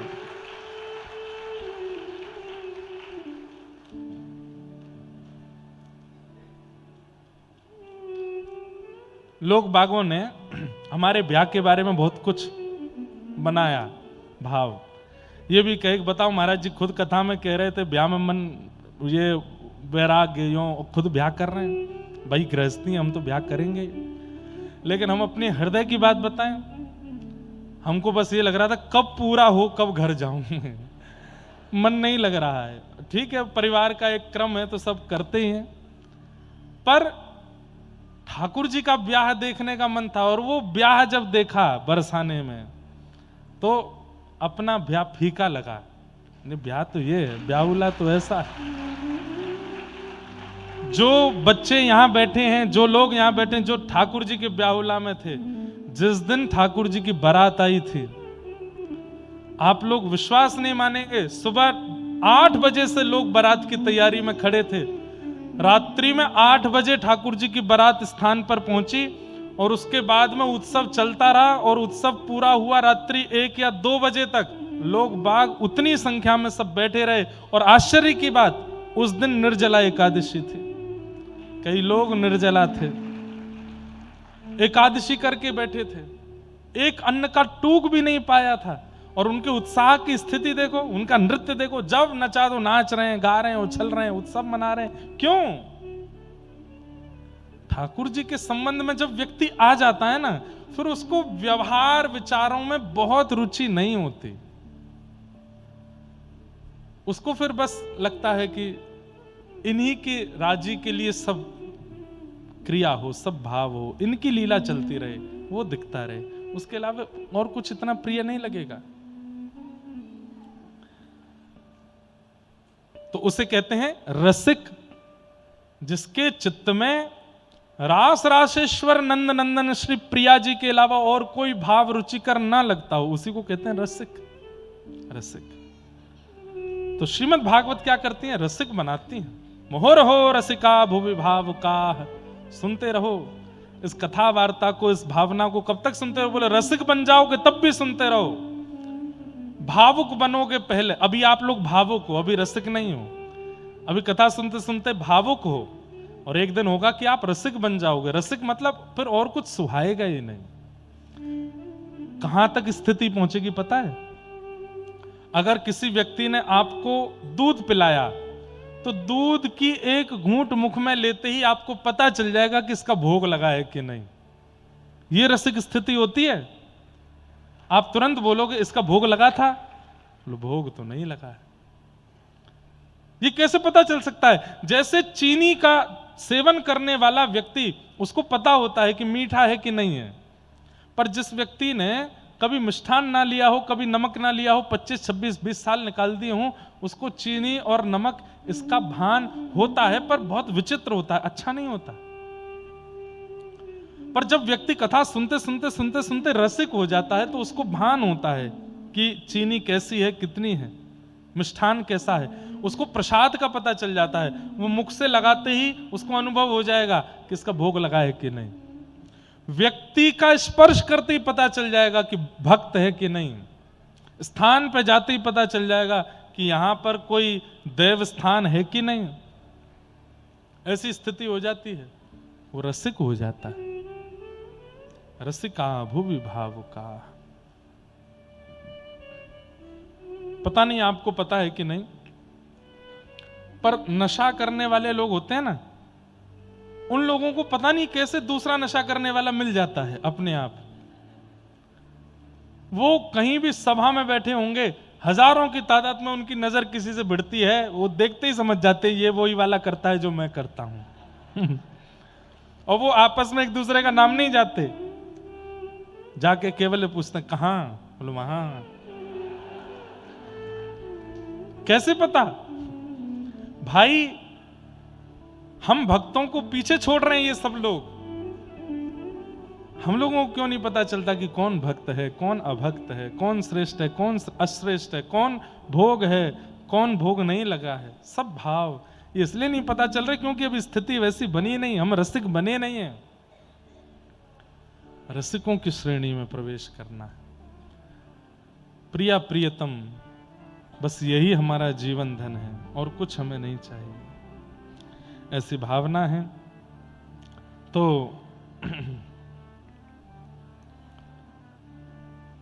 निगम कल्प तरोर गलितम फलम सुख मुखाद्रम तद्रव संयुतम पिबत भागवतम रसमालयम मुहुर्हो रसिका भुवि भावुका। ये भागवत जी के 3 मंगलाचरण हैं। बंधुओं, कल परसों का मैं सब नियम आपको बता चुका हूं। कल कथा अपने समय से होगी, पर कथा 5:30 बजे विश्राम होगी ताकि लाल जी का उत्सव प्रारंभ हो सके। और कल से ठाकुर जी के उत्सव में कल क्या है? लड्डू होली। तो कल ठाकुर जी की लड्डू होली होगी। परसों ठाकुर जी की लठमार और जलेबी होली होगी। उसके अगले दिन 27 तारीख को कुंज की होली होगी। 28 तारीख को होरी को ब्याह होएगा। और 1 तारीख का तो विशेष ध्यान रखिए सब लोग, सुबह कथा होगी 9 बजे 9:30 बजे से, और फिर 2 बजे तक आप लोगों को 2-3 बजे तक आप लोगों को भक्तिपथ गौकुलम गोंदा अटस पहुंचना है। लगभग यहाँ से 6 किलोमीटर पड़ेगा। और ये जो परिक्रमा मार्ग चौराहा है वहाँ से सीधे जाना है सबको। आनंद कृष्णा वन के आगे होते हुए आप लोग गोंदा अटस पहुँच जाएंगे। वहीं पर भक्तिपथ गौकुलम है। रिक्शा आदि वैसे कम जाते हैं वहाँ पे, लेकिन फिर भी आप लोगों को बन जाए तो पहुँच जाना, चले जाएं। और नहीं तो साधन आप कुछ ना कुछ देख लीजिएगा। अच्छा, गूगल मैप पे भी खुल जाता है भक्तिपथ गौकुलम, आप लोग वैसे वहाँ जा सकते हैं और सब भाव होगा। आज हमारे मध्य में पूज्य महाराज जी भी पधारे हैं। परिक्रमा का क्रम है। अब एक भाव है मन में, आप लोग जैसा कहें। 26 को मन था कि होरी पर इस बार वृंदावन परिक्रमा जाएं और परिक्रमा लगावें सब वैष्णवों के साथ में। हमको थोड़ा डर लगता है, भीड़ भाड़ बहुत ज़्यादा हो जाती है तो कहीं किसी को चोट वोट नहीं लग जाए। लेकिन हम आज लाल जी पे पर्ची डालेंगे रात्रि में। अगर लाल जी ने आज्ञा दे दी तो लाल जी का चित्रपट चलेगा साथ में, और चित्रपट के साथ में वृंदावन की परिक्रमा जाएंगे। वृंदावन की परिक्रमा सुबह 4 बजे से होगी 26 तारीख को। 27 तारीख को एकादशी, उस दिन बहुत भीड़ होगी, इसलिए एक दिन पहले यानी कि 10वीं को सुबह 4 बजे परिक्रमा चलेंगे। 4 बजे मतलब 4 बजे, और हम टाइम के बड़े पंचुअल हैं, आपको पता होगा। आप हंस क्यों रहे हो? अरे हम सच में पंचुअल हैं। 4 बजे मतलब नेट 4 बजे। और सुनो, हंस रहे हो ना, देख लेना 4:01 पे नहीं मैंने शुरू कर दी परिक्रमा तो नाम बदल देना। पहुंचना कहाँ है? धानु का आश्रम है परिक्रमा मार्ग में, यहीं से सीधे जाते हैं तो अंग्रेज मंदिर के बाद पुलिस चौकी है, वहां से राइट में परिक्रमा शुरू। धानु का आश्रम के आगे, थोड़ा सा आगे चल के उल्टे हाथ पर श्री भागवत धाम है, वो भी गिरधर लाल जी का स्थान है। वहाँ सब लोग एकत्रित हो जाएंगे, वहाँ अंदर सब लोग इकट्ठे हो जाएंगे और उसके बाद ठीक 4 बजे परिक्रमा शुरू होगी। लेकिन आज लाल जी पे पर्ची डाल दी जाए, पूछ लें एक बार कि उनकी इच्छा होगी, मंगल में क्रम होगा तो ही परिक्रमा की ओर हम लोग जाएंगे। हैं? क्या कह रहे हैं? हम जाएंगे? लाल जी मान जाएंगे? अच्छा, तो देखो लाल जी क्या आज्ञा करते हैं और फिर वैसे होगा। दूसरा बंधुओं, एक और विशेष बात, आज हमारे मध्य में ध्रुपद संगीत के बड़े अच्छे कलाकार विराजमान हैं। श्री ठाकुर जी की कृपा से आज अभी जो वृंदावन में जो पद्धति, हम लोग रसिया गाते हैं, सीधा नृत्य करते हैं, पर मूल रूप से ठाकुर जी के समय पर जब ठाकुर जी होली खेलते थे तब होली का प्रारंभ ध्रुपद और धमार, इन्हीं 2 पद्धतियों से गाकर के किया जाता था। तो आज ध्रुपद गायन करने वाले बहुत कम लोग बचे हैं, क्योंकि लोग बहुत कठिन मानते हैं उसे, पर हमने जिनकी वाणी सुनकर के ध्रुपद इतना कठिन था वो भी इतना सरल लगने लगा। ऐसे हमारे पिता पुत्र रूप की ये जोड़ी है सुंदर। आप दोनों कानपुर से पधारे हैं, राष्ट्रपति पुरस्कृत हैं, और अगर आपके साथ साज हैं तो हमारी इच्छा है कि आप कुछ सुना दें, और एक कोई भाव यदि होरी का ही सुना दें तो उसके बाद ही हम आज आरती करेंगे। और जो उठ के जाएगा उसको बगलवारी की सौगंध है, कोई नहीं जाएगा, सब लोग बैठ जाएंगे। और हाँ, सब लोग बैठ जाएं, तब तक आप यहाँ व्यवस्था कर लें। और तब तक हमारे लुधियाना से पधारे हुए श्री निगम बोध जी महाराज, आप 2 शब्द कुछ आशीष के कह रहे हैं, उसके बाद हम लोग आरती करेंगे और फिर सब लोग धीरे धीरे प्रस्थान करेंगे। बोलो वृंदावन बिहारी लाल की।